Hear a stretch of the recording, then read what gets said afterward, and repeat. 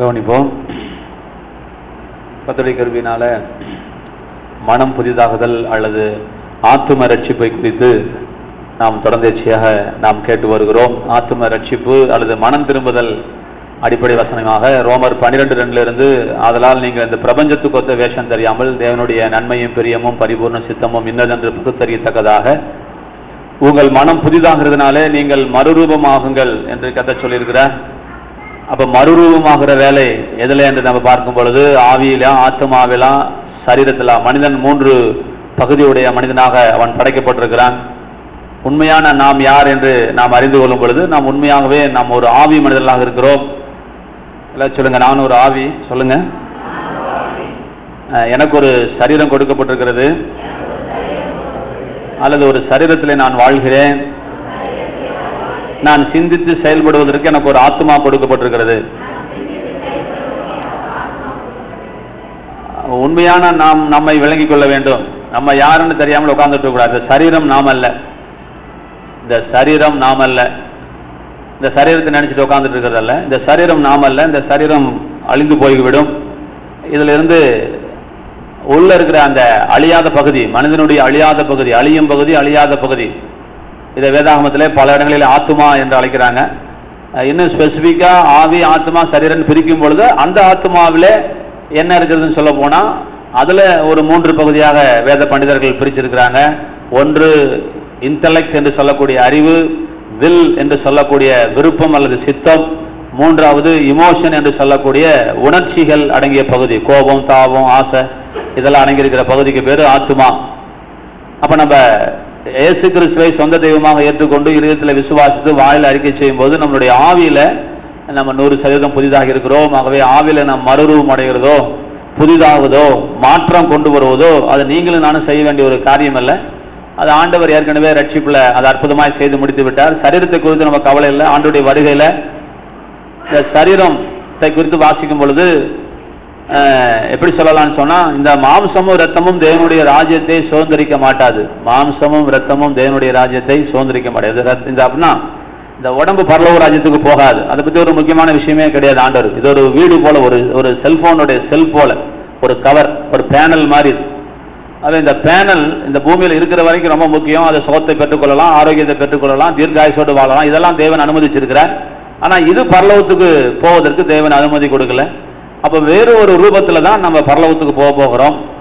ஆகவே இந்த சரீரத்தை குறித்து நாம் முக்கியத்துவப்பட வேண்டிய அவசியம் இல்லை. இந்த சரீரம் எந்த விதத்துல முக்கியம்னா, அது தேவனுடைய ஆலயம். இது தீட்டுப்படாமல், இது நோய்வாய்ப்படாமல் பாதுகாத்துக் கொள்ள வேண்டிய கடமையை தேவன் தந்திருக்கிறார். மறுரூபம் அப்படிங்கிற பகுதியில் வரும்பொழுது சரீரத்துக்கு அதுக்கு சம்பந்தம் கிடையாது. ஆகவே சரீரத்திலேயும் ஆவியிலேயும் நாம் மறுரூபப்பட வேண்டிய அவசியம் கிடையாது. ஆத்மாவிலே நாம் மறுரூபப்பட வேண்டும். இயேசு கிறிஸ்துவை மெய்யான தெய்வம் என்று நீங்கள் விசுவாசிக்க ஆரம்பித்த பொழுது உங்கள் ஆத்மா மறுரூபம் அடைந்தது. அதை எப்படி சொல்றாங்க? மனம் திரும்புங்கள் என்று ஆண்டவர் சொல்றார். மனம் திரும்புங்கள். அந்த மனம் திரும்புங்கள் என்று சொல்லுவதுதான் அவனுடைய ஆத்மாவுடைய ரட்சிப்பு ஆரம்பிக்கிறது. அப்போ அவனுடைய ஆத்மா மறுரூபப்பட ஆரம்பிக்கிறது. அப்ப அந்த ஆத்மாவுடைய அந்த மறுரூபம் ஆண்டவருடைய வருகை பரியந்தம் அல்லது நம்மளுடைய மரண பரியந்தம் அது தொடர்ச்சியாக நடக்க வேண்டிய ஒரு காரியம். சரி, ஏன் சார் நடக்கணும், எப்படி நடக்கணும், எதனால நடக்குதுங்கிறது தான் நம்ம தொடர்ச்சியாக நம்ம சிந்திக்க போகிறோம். அவுட்லைன் நம்ம சொல்லியிருக்கிறோம். ஆண்டவருடைய நன்மையும் பிரியமும் பரிபூர்ண சித்தமும் இன்னது என்று நம்முடைய வாழ்க்கையிலே நிரூபிக்கத்தக்கதாக. ஒரு அப்பாவோட விருப்பம் பையன் IAS ஆகணும், ஏரோநாட்டிக்கல் இன்ஜினியர் ஆகணும் அப்படின்னு சொன்னா அது அப்பாவோட விருப்பம் அப்படி என்று நம்ம நிரூபிப்பதற்கு நம்மளதான் தேவன் தெரிந்து கொண்டிருக்கிறார். நிரூபிக்கணும்னா நீ உன்னுடைய மனம் புதிதாகாமல், நீ மறுரூபமாகாமல் தேவனுடைய சித்தத்தை உன் வாழ்க்கையில நீ நிறைவேற்றி காண்பிக்க முடியாது. அது ஒரு அர்த்தம் சொல்லலாம். மாறி சொல்ல போனா, நீங்கள் மறுரூபப்பட்டாதான் நீங்கள் தேவனுடைய நன்மை பிரியமும் பரிபூர்ண சித்தத்தை நீங்கள் அறியவே முடியும், நிரூபிக்க முடியும் என்று அது ஒரு அர்த்தம் சொல்லப்பட்டிருக்கிறது. சரி, ரெண்டாவது யோவான் என்ன சொல்லுகிறார்? அப்போஸ்தலனாகிய அன்பின் சீஷனாகிய யோவான் என்ன சொல்றாருன்னா, உன் ஆத்மா எந்த அளவுக்கு வாழ்ந்திருக்குதோ அந்த அளவுக்கு தான்.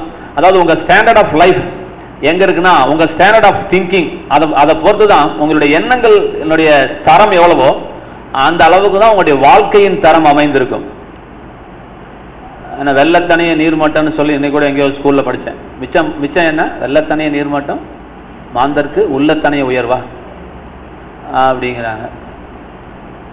அப்ப அந்த உங்களுடைய எண்ணங்கள் எந்த அளவுக்கு மேம்பாடாக இருக்கிறதோ. அதுக்கெல்லாம் புஸ்தகம் இருக்குது. லட்சுமி நான் தரேன், வாங்கி கூட நீ படி. நீ உட்காரும் போது கூட எப்படி நடக்கணும் உட்காரணும், நீ நடக்கும் போது கூட எப்படி நடக்கணும் எல்லாம் உலக ஜனங்கள் புஸ்தகம் போட்டிருக்கிறாங்க. இவ்வளவு இடம் இருக்கும்போது நம்ம எங்க உட்காரோம்னா பின்னாடி உட்காரோம். அதுவும் பாயை விட்டு கீழே உட்காரோம். நீ பாயில உட்காந்து கீழே உட்காந்து கரெக்டா சொல்லுவாங்க. பாதி பாய் பாதி கீழே, ரைட்டா?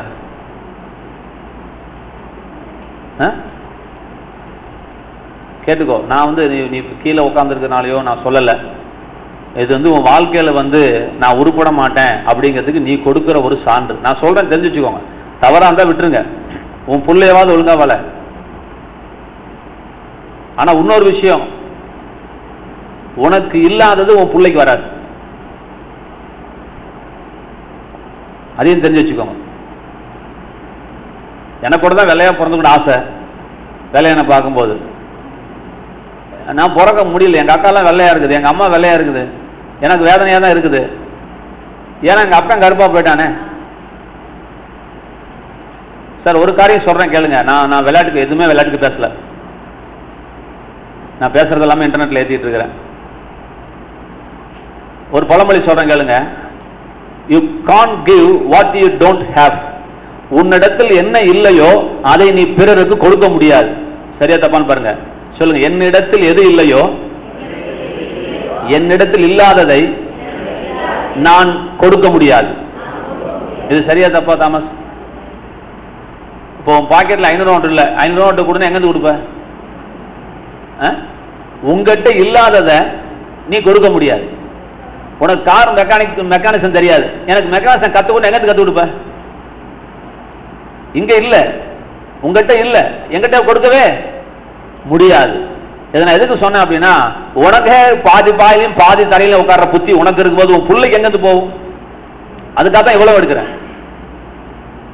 நமக்கு பின்னாடி உட்காந்தே பழகிருச்சு. எவனும் கேள்வி கேட்க கூடாது, பின்னாடி உட்காந்தா கேள்வி கேட்க மாட்டான். நீ பின்னாடி உட்கார்ந்தால்தான் கேள்வி கேட்டுட்டு இருக்கிறேன். அப்ப முன்னாடி உட்காந்துருக்கிறப்ப தான் கேள்வி கேட்டுட்டு இருக்கிறேன். நம்மளுடைய மென்டாலிட்டி, உங்களுடைய எண்ணத்தினுடைய தரம், உங்கள் எண்ணம் எந்த அளவுக்கு உயர்ந்திருக்கிறதோ, உங்க எண்ணம் உயர்ந்து இருந்துச்சுன்னா நீங்க தாராளமா முன்னாடி உட்காருவீங்க. உங்க எண்ணத்துல நீங்க இன்னும் முன்னேறல, உங்க எண்ணத்துல நீங்க இன்னும் விடுதலை அடையல. இன்னும் உங்களை போட்டு அந்த குற்ற மனப்பான்மையும் தாழ்வு மனப்பான்மையும் உங்களை போட்டு நசுக்கிறதுனால குழந்தை இருக்கிறதுனா பிரச்சனை இல்லமா. நம்ம போய் பின்னாடி உட்காந்து எங்க போனா பின்னாடி உட்காருது. ஒரு மீட்டிங்ல போய் உட்காந்தா பின்னாடி போய் உட்காந்து பழகுறேன். ஏன்னா அப்பதான் வீட்டுக்கு வரலாம். நான் கூட பின்னாடி உட்காருவேன். எதுக்குன்னா சோத்துக்கு டகால நினைச்சு ஓடணுமேட்டு உட்காருவேன். கூட்டம் முடிச்சுன்னா சோத்துக்கு போகணும். மற்றபடி சாப்பாடுக்கெல்லாம் பிரச்சனை இல்லை, அடிக்கடி சண்டை இல்லை அப்படின்னா தாராளமா முன்னாடி போய் உட்காந்துவேன். கால் மேல கால் போட்டு உட்காருவேன். எவனுக்குமே காலை நான் தொங்க வச்சு உட்கார மாட்டேன். நான் கால் மேல கால் போட்டு, நீ காலை வேணா நீ தொங்க போடு, நான் காலை மேல கால் போட்டு உட்காருவேன். உங்களுடைய எண்ணம் எந்த அளவுக்கு உயர்ந்திருக்கிறதோ அந்த அளவுக்கு உங்கள் வாழ்க்கை தரம் உயரும். உனக்குள்ள அந்த காம்ப்ளெக்ஸ் இல்லைன்னா உன் பிள்ளைக்கு எப்படி அந்த காம்ப்ளெக்ஸ் போகும் சொல்லுங்க? எந்த வியாதி ஆகட்டும், டாக்டர் என்ன சொல்றாங்க, அது பிள்ளைக்கு போகுங்க. தாய் தகப்பனுக்கு இருக்கிற, அது முக்கியமா தாய்க்கு இருக்கிற வியாதி கூட போறது இல்லை. தாய்க்கு இருக்கிற வியாதி வருது. முக்கியமா தகப்பனுக்கு இருக்கிற வியாதி அப்படியே என்ன செய்யுது, அப்படியே பிள்ளைக்கு பாஸ் ஆகுது. அப்பாவோட குணாதிசயங்களும் போகுது, அப்பாவோட நிறமும் போகுது, அப்பாவோட ஹேபிட்ஸும் போகுது, அப்படியே போகுது. எல்லாமே பாஸ் பண்ணி விடுறான் அப்ப. அப்ப உங்களுடைய எண்ணங்கள் உங்கள் உயர்ந்திருக்கட்டும். எண்ணங்களிலே முதலாவது உயர்ந்திருங்கள். நான் நல்லா இருப்பேன், நான் வாழ்ந்திருப்பேன், நான் செழித்திருப்பேன், எனக்கு எந்த குறையும் இல்லை, நான் ராஜா மாதிரி இருப்பேன், நான் ராஜாத்தி மாதிரி இருப்பேன் அப்படிங்கிற எண்ணம் உங்களுக்குள்ளே அதிகமாக வளரும் பொழுது உங்களுடைய வாழ்க்கை தரம் உயரும். நீங்க அதை உயர்த்த பாக்குறீங்க, அது தானா உயராது. உங்களுடைய எண்ணங்களுடைய தரம் உயர்ந்தாதான் உங்களுடைய வாழ்க்கை தரம் உயரும். உங்கள் வாழ்க்கை தரமும் உங்கள் எண்ணங்களுக்கு மேலாக போய்விட முடியாது. அவே உங்கள் எண்ணத்துல நீங்கள் மேம்பட்டவர்களாக சரியானவர்களாக இருங்கள். அந்த ஆத்மாவுடைய மறுரூபம் அது ரொம்ப முக்கியமாக இருக்கிறது. உங்களுடைய எண்ணங்கள் ரொம்ப முக்கியமாக இருக்கிறது. உங்கள் எண்ணங்கள் எப்படி இருக்கிறதோ அவ்விதமாகவே உங்கள் வாழ்க்கை அமைகிறது என்று வேதமும் நமக்கு அதை வலியுறுத்துகிறது. அவை உங்கள் எண்ணங்களுடைய அந்த மட்டத்தை அந்த உயர்த்துங்கள். நீங்கள் உட்காரும் போது நல்லா ஜெய்ஜாண்டிக்கா உட்காருங்க. இந்த கூனி குறுகி உட்காராதீங்க. கையை கட்டிட்டு யார்ட்டையும் பேசாதீங்க தயவுசெய்து. இன்ஸ்பெக்டர்கிட்ட பேசினா கூட கையை கட்டிட்டு பேசாதீங்க. அவனுக்கு எல்லாம் சைக்காலஜின்னு தெரியும். நீ நடிக்கிறேங்கிறது அவனுக்கு தெரியும். நீ நடிக்கிறியா, நீ இயற்கையாகவே அப்படி இருக்கிறியாங்கிறது அவனுக்கு தெரியும். அதை படிச்சுட்டு தான் உட்காந்துட்டு இருக்கிறான். நீ எந்த நடிப்பும் நடிக்க வேண்டியது அவசியமே இல்லை. உன் மனசுல பயம் இருந்தா நீ கூனி குறுகுவ. பயம் இல்லைன்னா தாராளமா பேசு. அவங்க யாரு? கலெக்டர். அவங்க கலெக்டராகவே இருக்கட்டும். அவங்க யார்? அவங்க நம்மளுடைய நன்மைக்காக, நாட்டினுடைய நன்மைக்காக, சட்டத்திட்டங்களை ஒழுங்குபடுத்துவதற்காக சில அதிகாரங்களை அவங்களுக்கு அரசாங்கம் அவங்க நம்பி தந்திருக்கிற வழியே, மற்றபடி உனக்கு அவங்க கடவுள் கிடையாது. தாராளமா பேசலாம். நீ தப்பு பண்ணா தலை குனிஞ்சு நிக்கலாம். நீ தப்பு பண்ணாத பட்சத்தில் நீ தாராளமா பேசலாம்.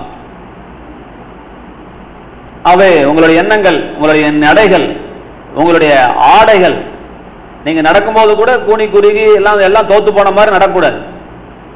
உன் வாழ்க்கை மாறுறதுக்கு முன்னாடி உன் நடமாறுதான் பாருங்க. நான் சொல்றேன், நீங்க எங்கெங்கயோ சிரமப்படுறீங்க. உங்களுடைய எண்ணம் மாறிடுச்சுன்னா உங்க நடமாறுதா? உங்க நடமாறுற அளவுக்கு உங்க எண்ணம் மாறிடுச்சா? அப்படியாவது பாருங்க. உங்க ட்ரெஸ் மாறுற அளவுக்காவது உங்களுடைய எண்ணங்கள் மாறிவிட்டதா? ஒரு ஃபங்க்ஷனுக்கு போறோம், அங்க போகும்போதே நீ கட்டுற சேலை வச்சுட்டே சொல்லிடலாம், உன் மனசுல எவ்வளவு தாழ்வு மனப்பான்மை உனக்குள்ள இருக்கிறது.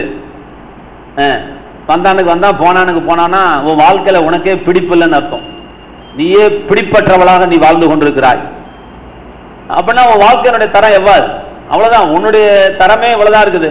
நான் வாழ்ந்து என்ன, வாழாட்டி என்ன, இருந்து என்ன, இல்லாட்டி என்ன, நமக்கே அது இல்லை, நமக்கே அழகு இல்லை, நமக்கே நிறம் இல்லை, நமக்கே படிப்பு இல்லை, நமக்கே வருமானம் இல்லை, இந்த எண்ணங்கள் எல்லாம் போட்டு உன்னை குத்தி குறைஞ்சி உனக்கு இந்த அவையார் கலை மாதிரி கூனி குரு வச்சிடும்.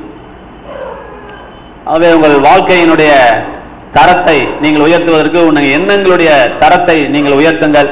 நல்லா நடக்கிற அளவுக்காவது, நல்லா ட்ரெஸ் பண்ற அளவுக்காவது, நல்லா போல்டா பேசுகிற அளவுக்காவது உங்கள் எண்ணத்தை நீங்கள் உயர்த்துங்க. உங்களுக்குள்ள அந்த நம்பிக்கை போனாதான், நல்ல கவனிங்க, உங்க உள்ளுக்குள்ள இந்த வார்த்தை போனாதான் உங்களுக்கு இதெல்லாம் மாற்றம் வரணும்.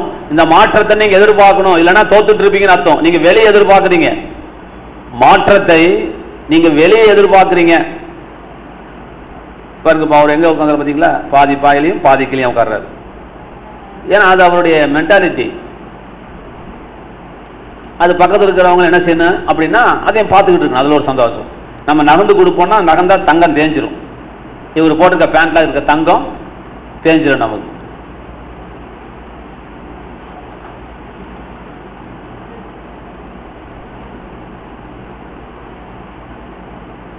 கவனிப்போம். உங்களுடைய உள்ளுக்குள்ள மாற்றம் வந்ததற்கு அடையாளம். நீங்க மாற்றத்தை வெளியே எதிர்பார்க்க வேண்டாம். தயவு செய்து உங்கள் மாற்றத்தை உள்ளுக்குள்ளே எதிர்பாருங்கள். உள்ளுக்குள்ளே வந்த மாற்றத்திற்கு அடையாளம் உங்கள் பேச்சு, உங்கள் நடை, உங்கள் உடை, உங்கள் பாவனையில சில மாற்றங்கள் வரும். இது வந்தாதான் உங்க வாழ்க்கையில மாற்றம் வரும்.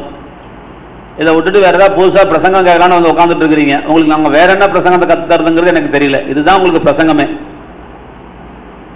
அகத்தின் அழகு முகத்தில் தெரியும்னு சொல்றாங்க. அதை சொன்னாலும் ஏத்துக்க மாட்டேங்கிறீங்க. உங்க உள்ளத்தின் உங்க முகம் எதை காட்டுது? உங்களுடைய உள்ளம் எப்படி இருக்குங்கிறது உங்க முகம் காட்டுது. அப்போ உங்க முகத்துல ஒரு சந்தோஷம், ஒரு தெளிவு, ஒரு நம்பிக்கை வந்துருச்சுன்னா உங்க வாழ்க்கை எதிர்காலமாக பிரகாசிக்க ஆரம்பித்து விட்டதுன்னு அர்த்தம். உங்க முகமே தெளிவாகல அப்படின்னு சொன்னீங்கன்னா நீங்க வேஸ்ட் தான்.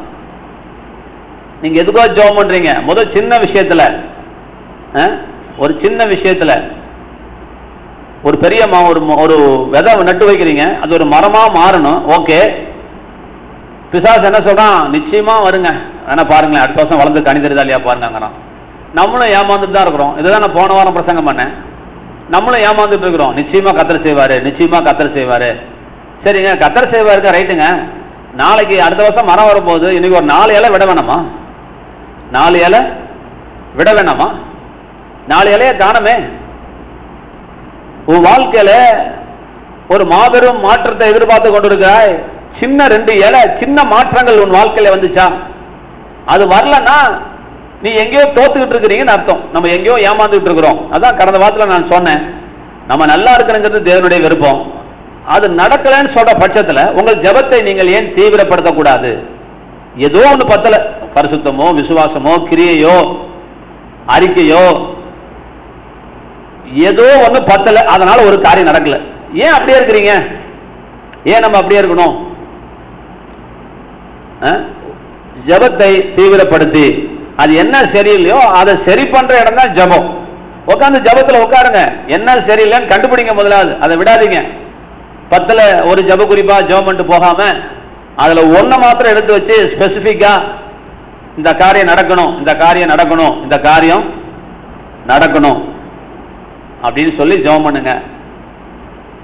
விசேஷமாக உங்கள் வாழ்க்கையினுடைய ஒவ்வொரு திருப்பு முனைகளிலே திருமணம் ஆகாதவர்கள் திருமணம் பண்ண போகும்போது நிச்சயமாகவே என்னுடைய ஆலோசனை, உங்க வாழ்க்கைக்காக நீங்கள் ஒருவேளை உபவாசம் போட்டு ஜெபிப்பது தவறு கிடையாது.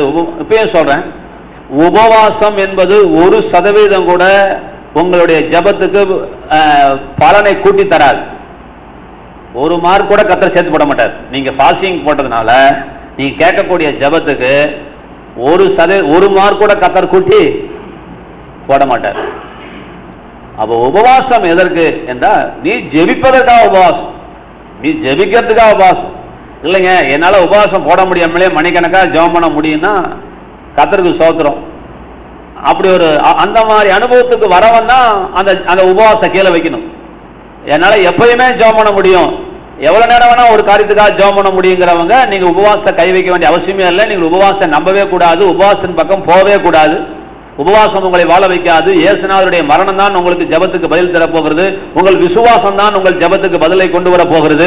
உங்கள் உபவாசம் ஒரு பதிலை கூட கொண்டு வராது.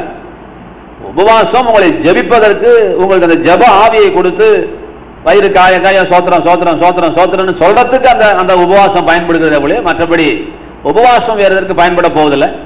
அதை நான் மறுபடியும் உபவாசம் சொன்னோன்னே உபவாசம் சொல்லிட்டு பழைய குருடி கதவத்தரோடின்னு சொல்லிட்டு முட்டாள்தனமான உபவாசத்துக்குள்ள நீங்கள் போகக்கூடாது. மணவாளன் தங்களோடு இருக்கையில் மணவாளனுடைய தோழர்கள் உபவாசிக்க வேண்டிய அவசியம் இல்லை. நம்ம மணவாளனுடைய தோழர்கள் அல்ல, மணவாளனுடைய மணவாட்டியாக நாம் இருக்கிறோம். அவை நமக்கு உபவாசத்துக்கு சம்பந்தமே கிடையாது. இயேசுநாதருடைய சீசர்கள் பூமியிலே ஒரு நாள் கூட உபவாசம் போட்டதாக சரித்திரம் இல்லை. உபவாசிக்க மாட்டார்கள் என்று இயேசு அடிச்சு பேசிட்டார். சீசர்கள் ஏயா நாங்களாம் வயிற்ற கட்டி உபவாசம் பண்றோம், இன்னைக்கு உபவாச நாள், இன்னைக்கு இவங்க வெளுத்து கட்டிட்டு இருக்காங்க, கரியும் கோழியுமா தின்னுட்டு இருக்காங்க, என்னையா கொடுமையா இருக்குது அப்படின்னு சொல்லி கேட்கும்போது அவங்க உபவாசிக்க மாட்டாங்கன்னு சொன்னார். அவங்க உபவாசிக்க மாட்டாங்க, ஏன் நான் கூட இருக்கிறேன் அதனால மாட்டாங்க அப்படின்னு ஒரே அடியா அடிச்சார். இதை புரிஞ்சுக்கிறதுக்கு இன்னும் தமிழ்நாட்டில் யாருக்கு மூளை வரல. தமிழ்நாட்டில் இந்தியாவிலே தமிழ்நாட்டுக்கு வரலன்னா இந்தியாவுக்கே வரலன்னு அர்த்தம், இந்தியாவுக்கே வரலன்னா ஆசியா கண்டத்துக்கே வரலன்னு அர்த்தம்.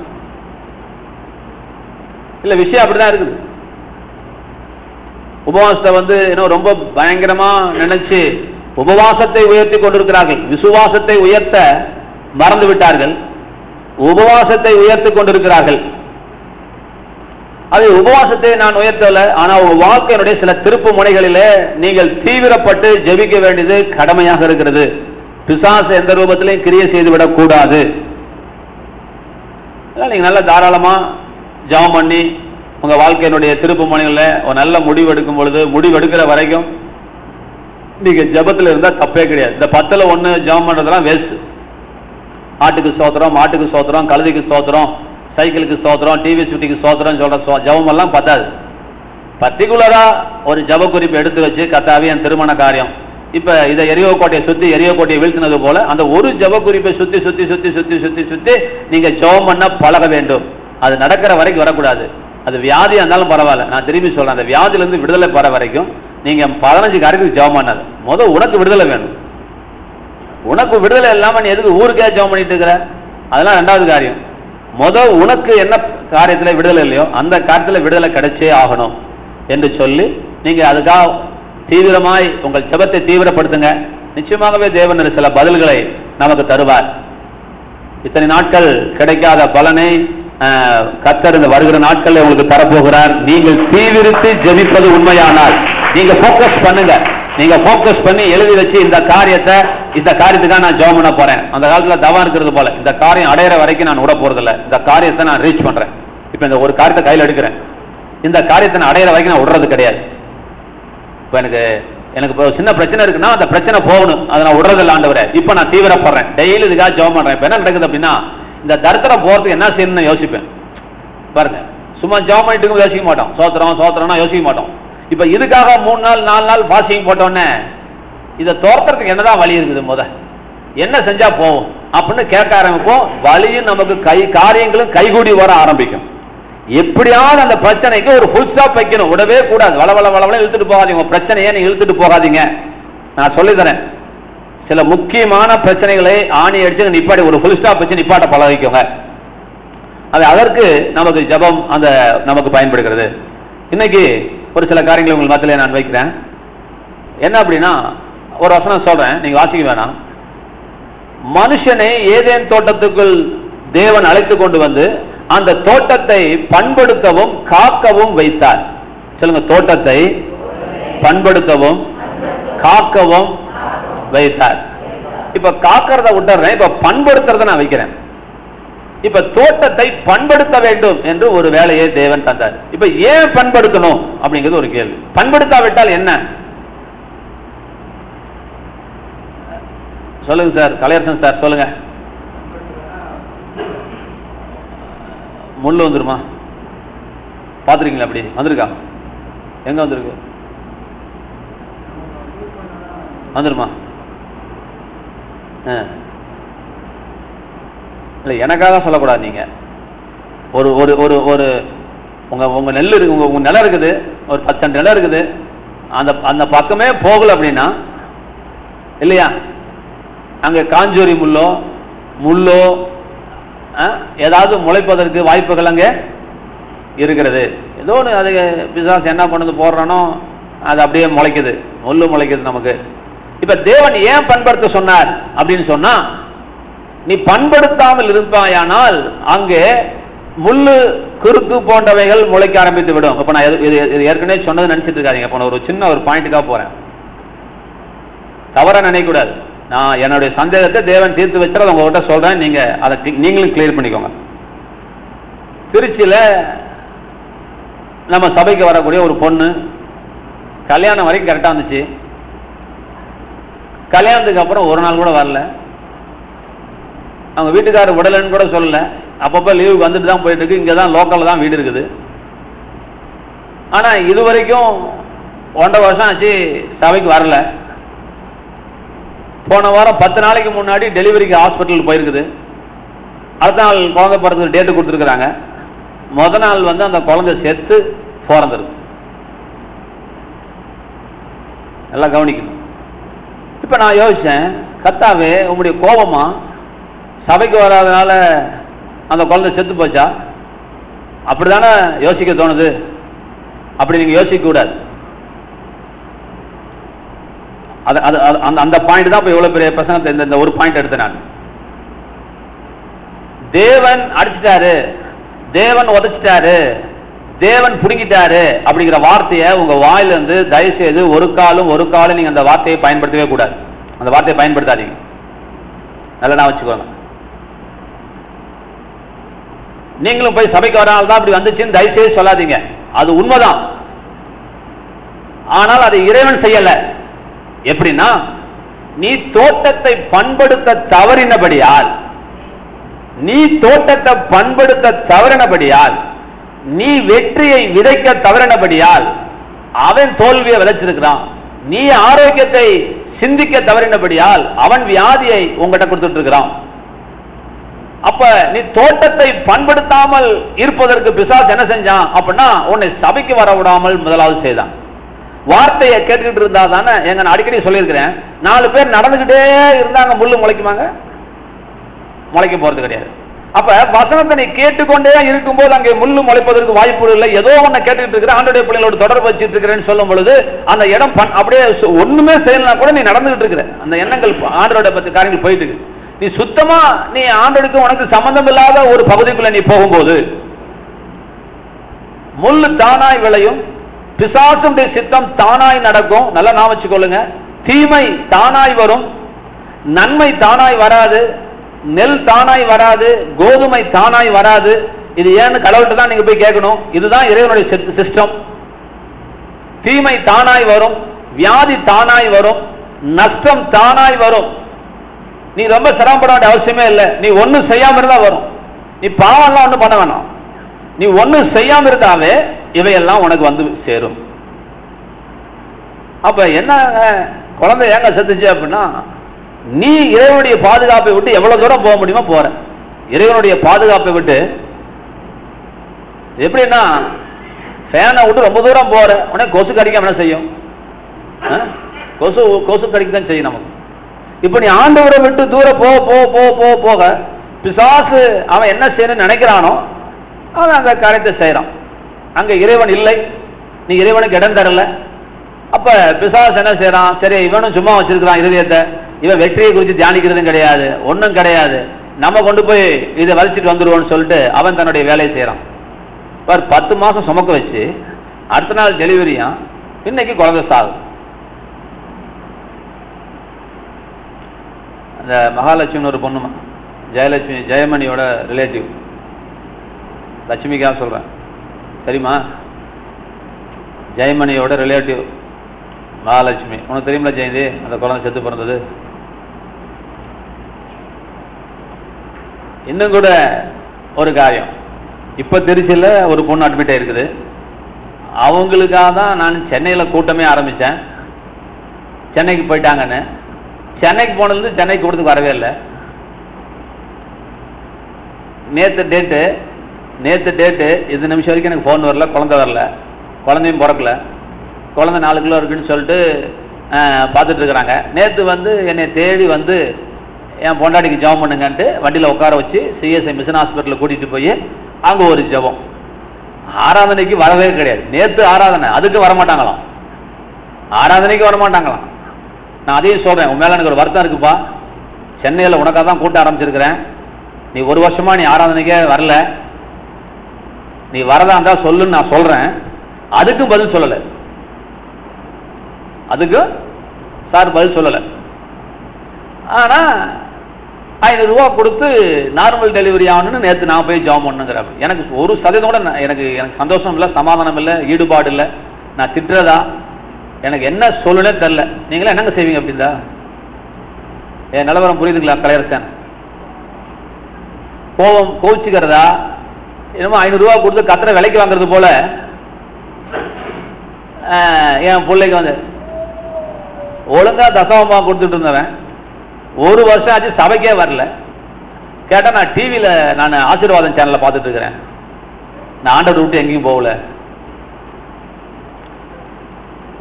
சரி, நான் என்ன சொல்றேன், உங்களை பயமுறுத்தல.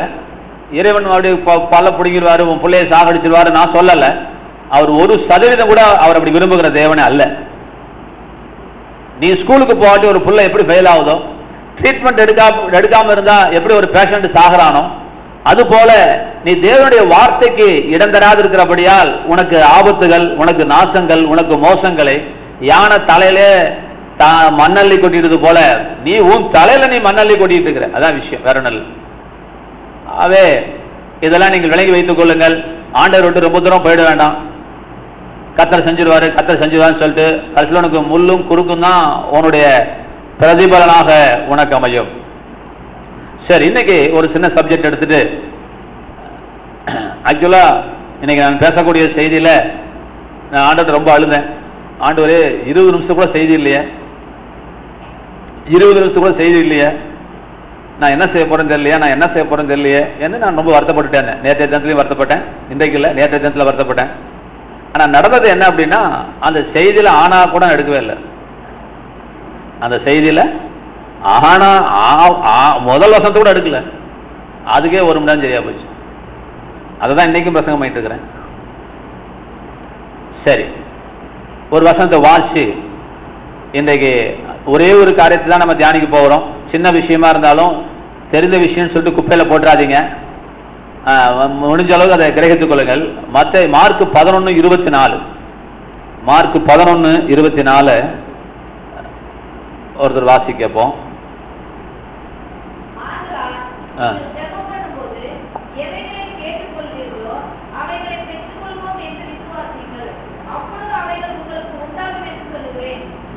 சரி, கவனிக்கணும். இதுல எவ்வளவு வார்த்தைகள் விடப்பட்டிருக்கு. அப்பொழுது அவைகள் உங்களுக்கு உண்டாகும் என்று சொல்லுகிறேன். இப்படி தமிழ்ல இலக்கண பிழையோட எழுதுறாங்க. யாரு சப்ஜெக்ட் மிஸ் பண்ணிட்டாங்க, யாரு சொல்றேன்னு சொல்லணும். என்று சொல்லுகிறேன்.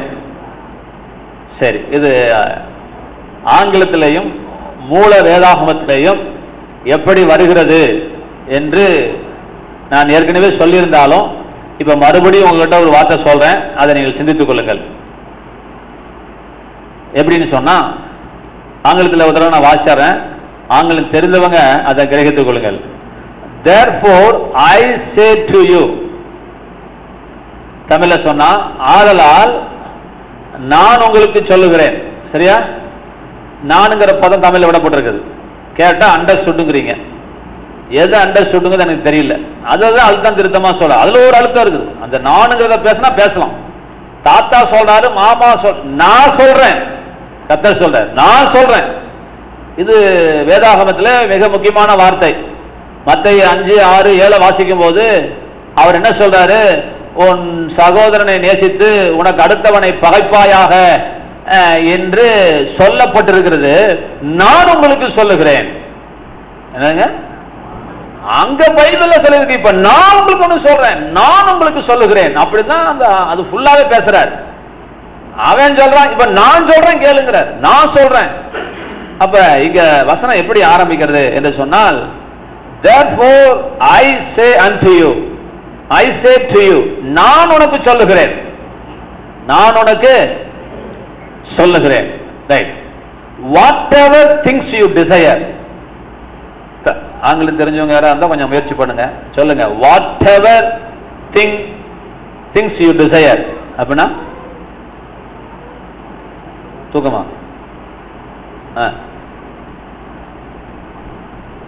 கவனிங்க. நீங்கள் எவைகளெல்லாம் விரும்புவீர்களோ, நீங்கள் எவைகளெல்லாம் விரும்புவீர்களோ. நானே இவ்வளவு நாளா சொல்லிக் கொடுத்தது கூட ஒரு சின்ன மாற்றம், அதுக்காக தான் திரும்பி எடுக்கிறேன். நான் எப்போ இவ்வளவு நாளா என்ன சொல்லி கொடுத்தேன்னா, நீங்கள் எவைகளெல்லாம் ஜபங்களிலே நீங்கள் எவைகளெல்லாம் கேட்டுக்கொள்வீர்களோ அவைகளெல்லாம் பெற்றுக்கொண்டு விட்டோம் என்று விசுவாசிங்கள், அப்பொழுது அவைகளெல்லாம் உங்களுக்கு உண்டாகும் என்று மெய்யாகவே நான் உங்களுக்கு சொல்லுகிறேன் அப்படின்னு நான் சொல்லி கொடுத்துருக்கிறேன். இப்ப கூர்ந்து கவனிக்கும் பொழுது ஆண்டவர் ஒரு கமா போட்டு பிரிச்சு கொண்டு போறாரு. இப்ப சப்ஜெக்ட் எங்க போக்கஸ் பண்றாரு? நீதிமொழிகள் 4:18 ஊழியக்காரங்க நான் பேசும்போது சொன்னேன், அதிகமாய் பிரகாசிக்கும் சூரிய பிரகாசம் போல் இருக்குன்னு சொன்னோன்னே கர்த்தர் இப்ப சூரியனை பேசினாரா சூரிய பிரகாசத்தை பேசினாரான்னு கேட்டார். சூரியனுடைய பிரகாசத்தோடு தேவன் ஒப்பிடுகிறார். எந்த பிரகாசம்? நிமிடத்துக்கு நிமிடம் நடுப்பகல் வரைக்கும் சூரிய பிரகாசம் அதிகரித்துக் கொண்டு போவது போல என் பிள்ளைகளுடைய வாழ்க்கையில முன்னேற்றம் உண்டாகும் என்று சூரிய பிரகாசத்துக்கு தேவன் ஒப்பிட்டார். அதிகமாய் பிரகாசிக்கும் சூரிய பிரகாசம் போல. வெளிச்சத்தை தேவன் ஒப்பிடல, அதனுடைய தன்மையை தேவன் ஒப்பிடுகிறார். சூரிய பிரகாசம் எப்படி நடுப்பகல் வரைக்கும் அதிகமாகிக்கொண்டே போகிறதோ அது போல என் பிள்ளை, அது போல இந்த இடத்துல எதை கர்த்தர் போக்கஸ் பண்றார்னா, அங்கே சூரியனை அல்ல சூரிய பிரகாசத்தை தேவன் ஒப்பிட்டார். அந்த சூரிய பிரகாசத்திலையும் ஒரு காரியத்தை ஒப்பிட்டாரு. அந்த சூரிய பிரகாசம் அதிகமாகிக் கொண்டிருப்பது போல அதற்காக ஒப்பிட்டார். நான் அடிக்கடி சொல்லியிருக்கேன், பன்னி மாதிரி சாப்பிடாதங்கிறாங்க. இப்ப பன்னி எதுக்கு ஒப்பிடுறாங்க சொல்றாங்க. அப்புறம் பாரு, அவன் பன்னி மாதிரி ஊதி கிடக்குறாயா அப்படிங்கிறாங்க. அப்புறம் பாரு, பன்னி குட்டி போட்ட மாதிரி பிள்ளைய பத்து போட்டுருக்கிறாயா. இப்ப கவனிக்கணும், நான் சொல்றது என்னன்னா, ஒரே பன்னி தான் எடுத்த, நீ ஒப்பிட்டது எத்தனை காரியம்? என்னம்மா வைரமணி அம்மா புரியல? என்ன புரியுது? என்ன சார் உங்களுக்கு புரியுதுங்களா? என்ன சொன்ன? 3 விதமாக ஒப்பிட்டேன். ஒன்னு நிறைய திங்கிறதுக்கு ஒப்பிட்டேன், ஒன்னொன்னு நிறைய பிள்ளைய பெற்றுக்கு ஒப்பிட்டேன், ஒன்னொன்னு ஊதி போய் கிடக்கு ஒப்பி இருக்கிறேன். மாப்பிள்ளை கலர் எப்படின்னா, ஐயோ சாமி வேணாப்பா பன்னி மாதிரி கலருங்கிறோம். இப்ப பாரு, இப்ப பண்ணி எதுக்கு ஒப்பிட்ட? அப்ப எதற்கு நீ ஒப்பிட்டாய் என்பது முக்கியம். அதுபோல இங்க சூரிய பிரகாசத்தை தேவன் எதற்கு ஒப்பிட்டாரு அப்படின்னு சொன்னா, அதிகமாகிக் கொண்டே இருக்கிற அந்த குணாதிசயத்தோடு தேவன் ஒப்பிட்டார். வெளிச்சத்துக்காக கூட ஒப்பிடல. நடுப்பகல் வரைக்கும் அதிகமாய் பிரகாசிக்கும் சூரிய பிரகாசம் போல் இருக்கும் என்று சொன்னால், சூரிய பிரகாசம் அந்த அதிகரித்துக் கொண்டே போவது போல என் பிள்ளைகளுடைய வாழ்க்கையில என்னைக்குமே அது ஏறுமுகமாக என் பிள்ளைகள் இருப்பார்கள் என்று கர்த்தர் சொன்னார். அது போல இங்க என்ன சொல்றார் அப்படின்னா, நல்லா கவனிக்கணும். நான் கூட இவ்வளவு நாளா என் மனசை என்ன நினைச்சுக்கிட்டேன், ஜெபங்களிலே எவைகளை கேட்டுக்கொள்வீர்களோ அப்படிதான் நான் இவ்வளவு நாள் சொல்லி பழகிட்டேன். ஆனால் இந்த ரிவைஸ்டு கிங் ஜேம்ஸ் வெர்ஷன் அல்லது ரெஸ்டோர்டு கிங் ஜேம்ஸ் வெர்ஷன் அதான் நமக்கு பிரிஸ்கிரைப் பண்ணப்பட்டது. அதை தான் நம்ம ஃபாலோ பண்ணிட்டு இருக்கிறோம். எல்லா உலகத்தில் இருக்கிற அனைத்து கிறிஸ்தவர்களும் அந்த கிங் ஜேம்ஸ் வெர்ஷன் தான் ஃபாலோ பண்றாங்க. அதுல என்ன சொல்லப்பட்டிருக்குது என்று சொன்னால், கிங் ஜேம்ஸ் வெர்ஷன்ல அது இருக்கிறது, whatever things you desire. நல்லா கவனிங்க, அதை எப்படி சொல்ல போறேன்னு மனதில் வாங்கி வச்சுக்கோங்க. அடுத்த வாரம் கட்டு தரலன்னு சொல்லாதீங்க. நீங்கள் எவைகளை எல்லாம் விரும்புவீர்களோ, எவைகளை எல்லாம் ஆசைப்படுவீர்களோ, இதுதான் அர்த்தம். நல்லா கவனிங்க, இந்த சென்டென்ஸ் முடிக்கிறேன். when you pray, இப்ப கமா போட்டாங்க, எங்க போட்டாங்க? Whatever things you desire அப்படின்னு போட்டு ஒரு கமா. நீங்கள் எதையெல்லாம் விரும்புவீர்களோ ஒரு கமா நிப்பாட்டுறாங்க. அப்ப இன்னொரு மேடக்குள்ள கொண்டு போறாங்க. when you pray, comma. நீ ஜெபிக்கும் பொழுது, நீ ஜெபிக்கும் பொழுது believe that you have received them, அவைகளை பெற்றுக்கொண்டு விட்டதாக விசுவாசிங்கள், and then you shall have them and it will be to you, அது உங்களுக்கு உண்டாகும் என்று சொல்லப்பட்டிருக்கிறது. இப்ப கவனிக்கணும், இப்ப நான் சொன்ன சென்டென்ஸே மாறுது பாருங்க. இப்ப இதனுடைய இது அப்படியே மொழியாக்கம் போட போனா எப்படி மொழியாக்கம் போடணும் அப்படின்னு சொன்னா, ஆதலால் நான் உங்களுக்கு சொல்லுகிறேன், நீங்கள் எந்தெந்த காரியங்கள் எல்லாம் விரும்புவீர்களோ, சப்ஜெக்ட் எதுன்னு நீங்க சொல்லணும். இப்ப டேவிட் புரிதான் பாரு, நான் எதை கர்த்தர் போக்கஸ் பண்றாருன்னு முத புரிஞ்சுக்கோங்க. அதாவது ஜெபத்தையா விருப்பத்தையாங்கிறத எங்கிட்ட பதில் சொல்லணும். ஆதலால் நீங்கள் எவைகள் எல்லாம் விரும்புவீர்களோ, நீங்கள் ஜெபம் பண்ணும் போது அவைகளை பெற்றுக்கொண்டு விட்டோம் என்று விசுவாசிங்கள், அப்பொழுது அவைகள் எல்லாம் உங்களுக்கு உண்டாகும். எவைகள் எல்லாம்? இவ்வளவு நாளா என்ன சொன்ன பாத்தீங்களா? ஜபங்கள் சொல்லி கொடுத்துட்டு இருந்தேன். இதை நான் இப்ப மூல பாஷையில் நான் படிக்கும் பொழுது தமிழ்ல கேட்டுக்கொள்வது எதுவோ கேட்டுக்கொள்வது எதுவோன்னு தமிழ்ல வருது அல்லவா, மூல பாஷையில அப்படி வரல. அதுல விருப்பம் என்கின்ற வார்த்தை ஒட்ட வைக்கப்பட்டிருக்கிறது. ஒரு இடத்துல இல்ல, புதிய ஏற்பாட்டுல 10-15 இடங்களுக்கு மேலாக தமிழ் பைபிள்ல கேட்டுக்கொள்வது எதுவோன்னு இருக்குது, ஆங்கில பைபிள்ல விரும்பி கேட்டுக்கொள்வது எதுவோன்னு வருது. விஷயம் புரிஞ்சுக்கோங்க. அந்த டிசையர்ங்கிற வார்த்தை அண்டர்ஸ்டுட்ல இருக்கனால விட்டுறாங்க. அந்த டிசையர்ங்கிற மூல வார்த்தையே அங்க மூல பைபிள்ல இருக்குது. அது என்ன பதம் பயன்படுத்தப்பட்டிருக்கிறது என்கிறதெல்லாம் போடப்பட்டிருக்கிறது. அதை விருப்பம் என்று மொழிபெயர்க்காமல் கேட்டுக்கொள்கிறது என்கின்ற தமிழ் அர்த்தத்துல தமிழ்ல மொழிபெயர்த்துட்டாங்க. ஆனா இங்கிலீஷ்ல அப்படி மொழிபெயர்க்கல. சரி, நல்லா நான் வச்சுக்கிறேன். இப்ப அந்த வசனத்தை எப்படி போக்கஸ் பண்ற பாருங்க. ஆதலால் நீங்கள் எவைகளை எல்லாம் விரும்புவீர்களோ, அப்படிதான் வருது, எவைகள் எல்லாம் விரும்புவீர்களோ, ஜெபம் பண்ணும் போது அவைகளை பெற்றுக்கொண்டு விட்டோம் என்று விசுவாசிங்கள், அப்பொழுது அவைகள் எல்லாம், உங்கள் விருப்பங்கள் எல்லாம் உங்களுக்கு நிறைவேறும் அல்லது உண்டாகும் என்று நான் உங்களுக்கு சொல்லுகிறேன். என்ன மணிவண்ணன் குழப்பமா இருக்கா? இந்த விருப்பங்கிறத மட்டும் உள்ள தெரிஞ்சுக்கோங்க. இப்ப விருப்பம் சொல்லுங்க. இப்ப ஜெபத்தை கூட ஆண்டவர் சொல்லல, நீ விரும்புறது எதுவோ அது உனக்கு அடையணும்னா நீ ஜெபத்துல நீ ஜெபம் பண்ணும் போது அதெல்லாம் கிடைச்சிருச்சு, உன் விருப்பம் எல்லாம் நடந்துருச்சு அப்படின்னு நீங்க நம்பும் பொழுது உன் விருப்பம் எல்லாம் உண்மையிலேயே நடக்க ஆரம்பிக்கும் என்று கர்த்தர் சொல்லுகிறார். ஆமென் சொல்லுங்க. சரி, இப்ப இந்த விருப்பத்தை பத்தி நீ கொஞ்ச நேரம் பேச போறேன். விருப்பத்தை பத்தி மட்டும்தான் பேச போறேன், வேற எதுவும் பேசல. ஏன் இந்த விருப்பத்தை பத்தி? இப்ப நம்ம சப்ஜெக்ட் என்ன? ஆத்துமா. இதுல எங்க விருப்பம் வருது? லட்சுமி அம்மா கையை ஊனாம கண்ண திறந்து கேளு. ஆவி, ஆத்துமா, சரீரத்துல இந்த ஆத்துமாவில 3 பகுதி சொன்னேன். ஒன்று அறிவு, இன்னொன்று சித்தம் அல்லது விருப்பம், மூன்றாவது உணர்ச்சிகள். இப்ப இந்த சித்தம், இந்த சித்தத்தை பத்தி ஒரு சில காரியங்கள் சொல்றேன், நீங்க எல்லாம் புரிஞ்சுக்கோங்க. போட்டு நம்ம என்னன்னு எனக்கும் புரியல, உங்களுக்கு எப்படிதான் சொல்லி தரணுங்கிறது எனக்கும் தெரியல. சித்தம் கத்து இங்கிலீஷ்ல என்னமா தெரியாதா? சொல்லுங்க. Will. If God is willing அப்படிம்பாங்க, தேவனுக்கு சித்தம் தான் அப்படிம்பாங்க. நல்லா நான் வச்சுக்கோங்க. சித்தம் என்கின்ற வார்த்தைக்கு ஆங்கிலத்துல தமிழ்ல சித்தம்னு போட்டாச்சு. சரி, இப்போ ஆங்கிலத்திலேயே மூல பாஷையிலே போய் பார்க்கலாம். நீங்க புரிஞ்சுக்கோங்க. ஒரு காரியம் சொல்லி தரேன், கொஞ்சம் தெளிவடைஞ்சுக்கோங்க. ரொம்ப டீப்பா போகலாம் கூட, லைட்டா. சித்தம் என்று சொன்னால் வில் என்று சொல்லப்பட்டிருக்கிறது.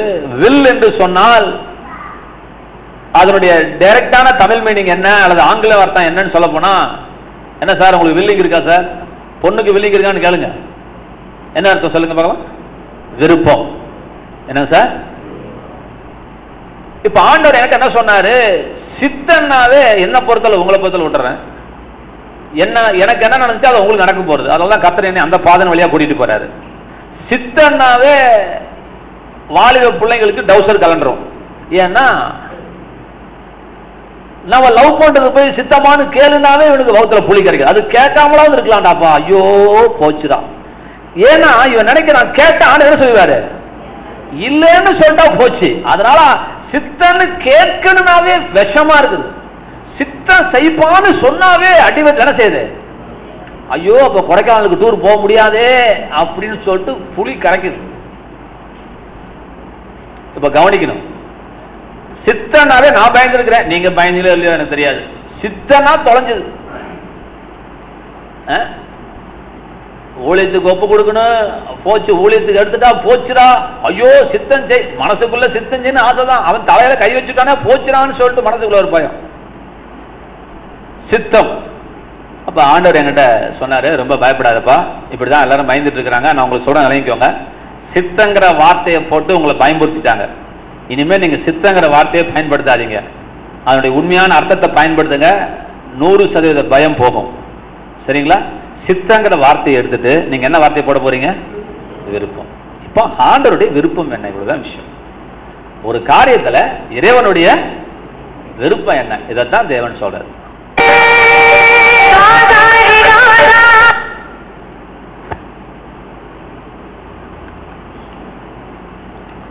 இறைவனுடைய விருப்பம் என்ன, இதுதான் முக்கியம். இறைவனுடைய ஆஸ்பத்திரியில உடம்பு சரியில்லாம கிடக்குறாங்க, சாவாங்களா பொழைப்பாங்கன்னு தெரியல, தேவசத்து என்னமோ தெரியலங்கிறீங்க, தேவசத்து என்னமோ என்ன என்ன தேவசத்துன்னு தெரியலையேங்க, உனக்கே தெரியலன்னு எப்படி நடக்க போகுது?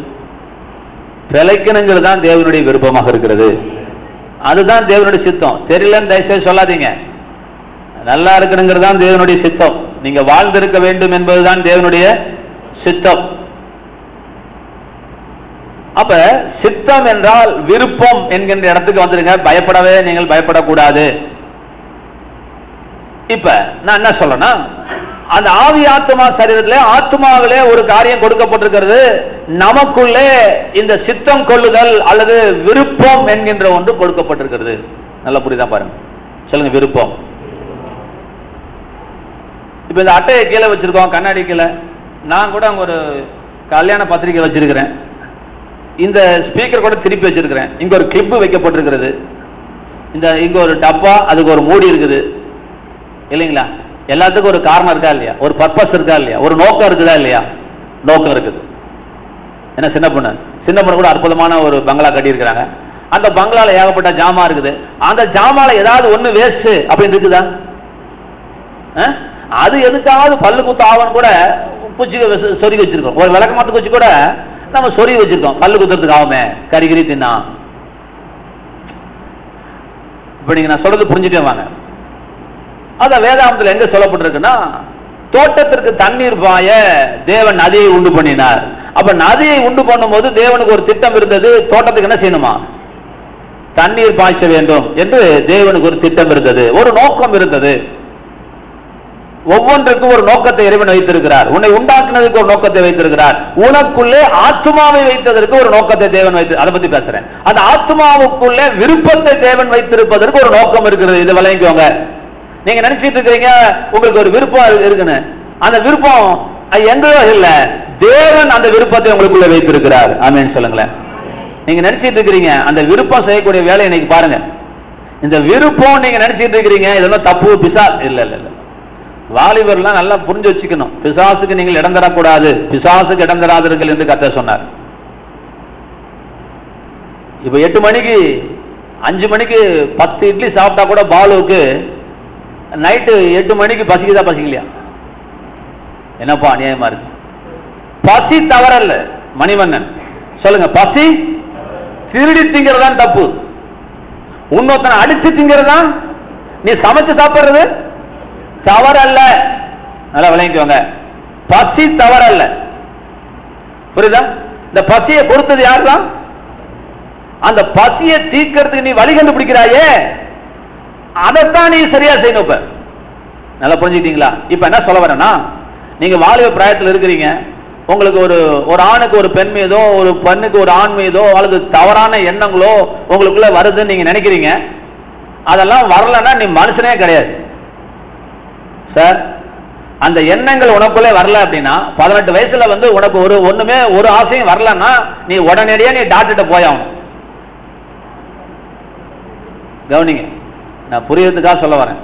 உன் உடம்புல ஏதோ தப்பு, ஏதோ ஒரு ஆர்கன் சுரக்கல, உன் உடம்புல கரெக்டா இருந்துச்சுன்னா நீ என்ன செய்வ அப்படின்னா, உன்னுடைய அந்தந்த நேரத்துல எப்படி வயிறு பசிக்கிறதோ அது போல இதுவும் இந்த பசியை வச்சது யாரு? இந்த பசியை வச்சது யாருங்க? இதெல்லாம் ஆண்டவன் வச்சிருக்கு. அதெல்லாம் தப்பு. இந்த பசியை நீ தீர்க்கிறதுக்கு நீ எடுக்கிற வழிகள் இருக்கு பாத்தியா, அதுதான் தவறாக இருக்க வேண்டும். அதுதான் தவறா இருக்க கூடாது, அது சரியா இருக்கணும். உடனே பயந்துட்டு நான் கனவுல தப்பு பண்ணிட்டேன் அப்படின்ட்டு ஒரு மாசம் சோர்த்திங்க மழைய கூடாது. கனவுல நீ என்ன தப்பு பண்ற? சரி, கனவு யார்? அது உன் பொறுப்பா? கனவு காண்றது உன் பொறுப்புல இருக்கா? சொல்லுங்க. இல்ல, நீ பகல்ல எதை பார்த்துட்டு இருக்கிறியோ, நீ எதுல நீ கனவு ட்ரீம் அடிச்சுட்டு இருக்கிறியோ, பகல்ல நீ கண்ணை திறந்து எங்க ட்ரீம் அடிச்சியோ அது கண்ணை மூடும்போது உனக்கு ட்ரீமா வருது. அப்ப அது உன்னுடைய ஸ்தானத்துல இல்ல, அது உன் கையை விட்டு போகுது. அதுல நீ ஒரு பொண்ணை கையை பிடிச்சிருந்ததுக்காக நீ ஒரு 7 நாள் சாப்பிடாம வாசிங் போடணும்னு அவசியம் கிடையாது. பேய் கடந்துடாதீங்க. அதுக்காக நான் சொல்றேன், வாலிப பிள்ளைகளே, பேய் கடந்து வந்துகிட்டு போச்சு திருவந்துக்கு நான் வரலாமா? ஒருத்தர் போன் பண்ணி கிட்ட கேட்கிறாரு, ஐயா நான் கனவுல ஒரு தப்பு பண்ணிட்டேன், நான் திருவந்து எடுக்கலாமா? எவ்வளவு அருமையான கேள்வி. இப்போ உன்னை திட்டுறதா ஆண்டவர் திட்டுறதா? கனவு கொடுத்தது ஆண்டவர் தானே, எப்படி உனக்கு ஆண்டவர் தப்பான கனவு கொடுப்பார்? அதுக்கு நான் சில விஞ்ஞான பூர்வமா சில காரியங்களை சொல்லிடுறேன், தெரிஞ்சு வச்சுக்கொள்ளுங்க. ஒரு டம்ளர்ல தண்ணி 100 மில்லி டம்ளர்ல எத்தனை மில்லி தண்ணி பிடிக்கும்? 110 மில்லி ஊற்ற என்ன ஆகும்? இது போல உன்னுடைய உறுப்புகளிலே அந்த உயிர் அணுக்கள் சேர்ந்து கொண்டே இருக்கும், தெரிஞ்சு வச்சுக்கோங்க. அது ஃபுல் ஆயிடுச்சுன்னா ஓவர்ஃப்ளோ எங்க இருந்து ஆகும் அப்படின்னா, தூக்கத்துல கனவுல தான் ஓவர்ஃப்ளோ. நீங்க உடனே ஐயோ பரிசுத்தம் போச்சுன்னு பேய் கிடந்துடக்கூடாது. கரெக்டா உங்க ஆர்கன் வேலை செய்துன்னு அர்த்தம். ஒரு ஆமென் சொல்லுங்களேன். கர்த்தாவே உங்களுக்கு ஸ்தோத்திரம்னு சொல்லுங்க. கர்த்தாவே ஸ்தோத்திரம்பா. இந்த ரீதியில நீங்கள் போக வேண்டும். சரி, இது எதுக்கு எடுத்துட்டேன். இந்த விருப்பத்தை தேவன் யார் தந்து வச்சிருக்காரு? இறைவன் தந்திருக்கிறார். விருப்பத்தை இறைவன் தருகிறார். இதனால நான் வச்சுக்கொள்ளுங்க. விருப்பம் என்பது ரொம்ப ரொம்ப முக்கியமான ஒரு காரியம். அதை பத்தி நான் சொல்லி முடிக்கிறேன். இப்ப தேவன் விரும்புவது உன் வாழ்க்கையில நடக்க வேண்டும் என்றால், தேவனுடைய சித்தம் அல்லது தேவனுடைய விருப்பம் உன் வாழ்க்கையில நிறைவேற வேண்டும் என்றால், இன்னொரு விஷயம் சொல்றேன், தேவனுடைய விருப்பம் உன் வாழ்க்கையில தானாய் நடக்காது. புரிஞ்சுக்கோங்க. தேவனுடைய விருப்பம் உங்க வாழ்க்கையில உங்க வாழ்க்கையில நடப்பதற்கு தேவன் ஒரு சிஸ்டத்தை வைத்திருக்கிறார். அது என்ன அப்படின்னா, உனக்குள்ளே ஒரு விருப்பத்தை தேவன் வைத்திருக்கிறார். தேவன் விரும்பினால் மாத்திரம் அவருடைய விருப்பம் உன் வாழ்க்கையில நடக்காது. அதை நீ விரும்பும் போதுதான் உன் வாழ்க்கையில அது நடக்கும். ஆமென் சொல்லுங்க. இன்னைக்கு தான் நீங்க கத்துக்க போறீங்க. தேவனுடைய விருப்பம் வாழ்க்கையில நடக்காது. தேவனுடைய விருப்பம் வாழ்க்கையில நடக்கணும்னா உனக்கு அந்த விருப்பம் வரணும். பாலு சார், உனக்கு அந்த விருப்பம் வரலன்னா, புரியுதா, உனக்கு வெள்ளையும் சொல்லையுமா அழகா ஒரு டாக்டர் படிச்ச பொண்ணு வரணும்னு உனக்கு விருப்பம் இல்லைன்னா தேவன் விரும்பி பிரயோஜனம் கிடையாது. தேவன் விரும்பி நடக்காது. ஏன்னா நீயே விரும்பல. இப்ப புரிஞ்சுக்கோங்க. அப்ப விருப்பத்தினுடைய பலனை தெரிந்து வைத்துக் கொள்ளுங்கள். உதாரணம் சொல்ல போனா, ஒரு தகப்பன் தான் புள்ள ஏரோநாட்டிக்கல் இன்ஜினியர் ஆகணும் என்று விரும்புகிறான். சந்தோஷம். நீங்க என்னவா விரும்புறீங்க சார்? உங்க பையன் என்ன ஆகணும்? கண்டக்டர். என்னவா? கலெக்டர் ஆகணும். பொண்ணு டாக்டர். பரவாயில்ல. இப்ப இந்த விருப்பம் நிறைவேற வேண்டும் என்று சொன்னால், தாய் தகப்பனுடைய விருப்பம் நடக்கணும்னா இப்ப என்ன செய்யணும்? பிள்ளைங்க படிக்கணும், போகணும், இதெல்லாம் ரைட். இதுக்கு மேல ஒரு காரியம் என்னன்னா, இந்த பிள்ளைங்க விரும்பணும். இந்த பிள்ளைங்க அப்ப இந்த பிள்ளைங்க விரும்பினாதான் உங்க விருப்பம் நிறைவேற முடியும். அப்ப ஒருத்தருடைய விருப்பம் நடக்கவே நடக்காது, 2 பேருடைய விருப்பம் சேர்ந்தாதான் அந்த காரியம் நடக்கும். ஆமென் சொல்லுங்க. லட்சுமி கண்ணு சொல்லுங்க. நான் வச்சுக்கோங்க, கர்த்தர் வீடு கட்டி தரேன்னு நினைக்கிறாரு. கர்த்தருக்கு நீ நல்ல வீடு கட்டி தரேன்னு ஆசைப்படுறாரு, விரும்புறாரு. எப்ப அது நடக்கும் அப்படின்னா, நீ நல்ல வீடு கட்டணும் நீ என்னைக்கு விரும்புறியோ அன்னைக்குதான் வழிவாசல் திறக்க ஆரம்பிக்கும். ஆமென் சொல்லுங்களேன். புரிஞ்சுக்கோங்க, என்ன விளையாட்டு நான் சொல்லல, இதை உங்களை ஆசை காமிச்சு பிள்ளைங்க, அதனால இதுதான் தேவ திட்டம். இந்த விருப்பத்தை தேவன் நமக்கு தந்திருப்பதனுடைய நோக்கமே, தேவனுடைய விருப்பம் உன் வாழ்க்கையில நிறைவேறுவதற்கு உன்னுடைய விருப்பம் கர்த்தருக்கு தேவையாக இருக்கிறது. எப்படி புரியுது மாதிரி எழுதி வச்சுக்கோங்க. எழுதாம உட்காந்துட்டு நோட்ஸ் இருக்காதீங்க. இன்னைக்கு செய்தியுடைய முக்கியமான சாராம்சமே இதுதான். ஆண்டவருடைய விருப்பம் தானாய் நடக்காதுன்னு எழுதி வச்சு ஒரு கட்டம் போட்டீங்களா? அந்த விருப்பம் நடக்கணும்னா நீ விரும்பினாதான் அவர் விருப்பம் நடக்கும். அவர் விருப்பத்தை உன் வாழ்க்கையில கொண்டு வரக்கூடிய வாய்க்காலாக உனக்கு ஒரு விருப்பத்தை தேவன் தந்திருக்கிறார். என்ன புரியுதுங்களா? என்னங்க பாலு, நான் எம்பிஏலயே நோட்ஸ் எடுத்ததுல நீங்க பிரசங்கம் பண்ணது போய் நோட்ஸ் எடுத்தா என்னுடைய டிக்னிட்டி என்ன ஆகுறது, என்னுடைய பிரஸ்டீஜ் என்ன ஆகுறது, எல்லாம் நான் மனசுலயே நோட்ஸ் எடுத்துருவோம் பாஸ்டர் அப்படிங்கிறீங்க. ஒரு சபைக்கு முன்மாதிரியாக பாலு நம்ம இருக்கணும். பாலு, ஆண்டவர் சொன்னாரு, மனுஷன் அப்பத்தினால் மட்டும் பிழைத்து விட முடியாது. Man cannot live by bread alone. அப்பத்தினால் மட்டும் பிழைத்து விட முடியாது. புரியுதுங்களா? உங்க எம்பிஏங்கிற படிப்பினாலேயோ உங்களுக்கு உடம்பு இருக்கிறதுனாலயோ நீங்க வெற்றிகரமா இல்ல. தேவனுடைய வாயிலிருந்து புறப்படுகிற ஒவ்வொரு வார்த்தையினாலும் அவன் பிழைப்பான். அப்ப அந்த வார்த்தையை நீங்க நோட்ஸ் எடுக்க கூடாதுதான் என்னுடைய வருத்தமா இருக்கு. இப்ப நீங்க வார்த்தைக்கு நீங்க முக்கியத்துவம் கொடுக்கல, தலையாடிட்டே உட்காந்துட்டு இருக்கோம். ஓகே சூப்பர் ஃபைன், ஆஹா ஓஹோ பேஸ் பேஸ் பேஸ் ஆஹா ஓஹோ, இப்படிதான் உங்க பொழப்பு ஓடிட்டு இருக்குது. நீங்க சொல்றது எனக்கு புரியுது. நோட்ஸ் எடுத்தவன் நோட்ஸை திறந்து பார்க்கலையே சார், அது அவங்க பாடு, கர்த்தருடைய பாடு. நீங்க நோட்ஸ் எடுங்க, தெய்வத்தினுடைய வார்த்தைக்கு மரியாதை கொடுங்க, இதெல்லாம் திருப்பி பாருங்க. எனக்காவது ஒரு நாள் கர்த்தர் பேசுவாரு, அதுக்குதான் வியாக்கியானம், அதுக்குதான் ஊழியக்காரங்க. பைபிள் எல்லாத்துக்கும் புரியாது, அப்படியே கதை மாதிரி படிச்சுட்டு போயிடுவீங்க. இப்ப இந்த மார்க் 11:24 நான் 1 மணி நேரம் உங்ககிட்ட பேசிட்டு இருக்கிறேன். இன்னும் நான் பேசுன கடைசியில இதே முடியாது போல இருக்குது. கடைசியில 7:45 முடிச்சலான்னு பார்த்தா 8 மணி ஆகும் போல இருக்கு முடிக்கிறதுக்கு. தேவனுடைய விருப்பம் உங்க வாழ்க்கையில நிறைவேறாது. தேவனுடைய விருப்பம் உங்கள் வாழ்க்கையில நிறைவேறுவதற்கு உங்களுடைய விருப்பம் கர்த்தருக்கு அவசியமா இருக்கிறது. ஆகவே உங்களுக்கு ஒரு விருப்பத்தை தேவன் உள்ளுக்குள்ள வச்சு உங்களை மனுஷனா படைச்சிருக்கிறாரு. அப்ப நம்ம என்ன செய்யணும் அப்படின்னா, நீங்கள் விரும்பும் பொழுது தேவனுடைய விருப்பம் உங்கள் வாழ்க்கையில நிறைவேறும். ஆமென் சொல்லுங்க. நீங்க விரும்புங்க, அதற்காக தேவன் விருப்பத்தை உங்களுக்குள்ளே வைத்திருக்கிறார். அப்பாவோட விருப்பம் புள்ள மேல எப்படி நடக்குன்னா, புள்ள விரும்பும் போது நடக்கும். புள்ள ஒத்துழைக்கும் போதுங்கிற வார்த்தையை நான் மாத்தி போடுறேன். புள்ள விரும்பும் போதுதான் ஒத்துழைப்பான். புள்ளையே விரும்பலாம் ஒத்துழைக்க மாட்டான். புரியுதுங்களா? புள்ள விரும்பும் பொழுதுதான் அப்பாவோட விருப்பம் நிறைவேற முடியும். அப்பாவோட விருப்பம் மட்டும் நிறைவேறாது. ஏன்னா அது அவர் சம்பந்தப்பட்டதல்ல, உன்னை சம்பந்தப்பட்டு அவர் ஒன்று விரும்புறாரு. நீ நல்லா இருக்கணும், நீ வாழ்ந்திருக்கணும், நீ சுகமா இருக்கணும், நீ செழித்திருக்க வேண்டும் என்று அவர் விரும்பிட்டார். இப்ப அது நடக்கணும்னா என்ன செய்யணும்? சின்ன பொண்ணு மண்டில 100 தடவை கொட்டிக்கோ. பிள்ளையாருக்கு முன்னாடி கொட்டுற மாதிரி, நான் விரும்பணும் நான் விரும்பணும் நான் விரும்பணும் நான் விரும்பணும்னு கொட்டிக்கோ. நீ விரும்பினாதான் அவர் விருப்பம் நடக்கும். மண்டல எழுதிட்டீங்களா?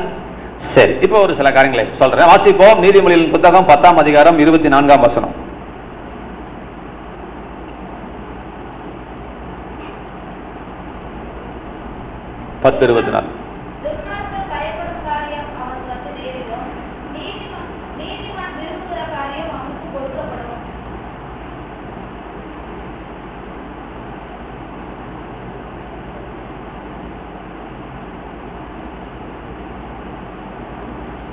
சொல்லுங்க, நீதிமான் விரும்புகிற காரியம்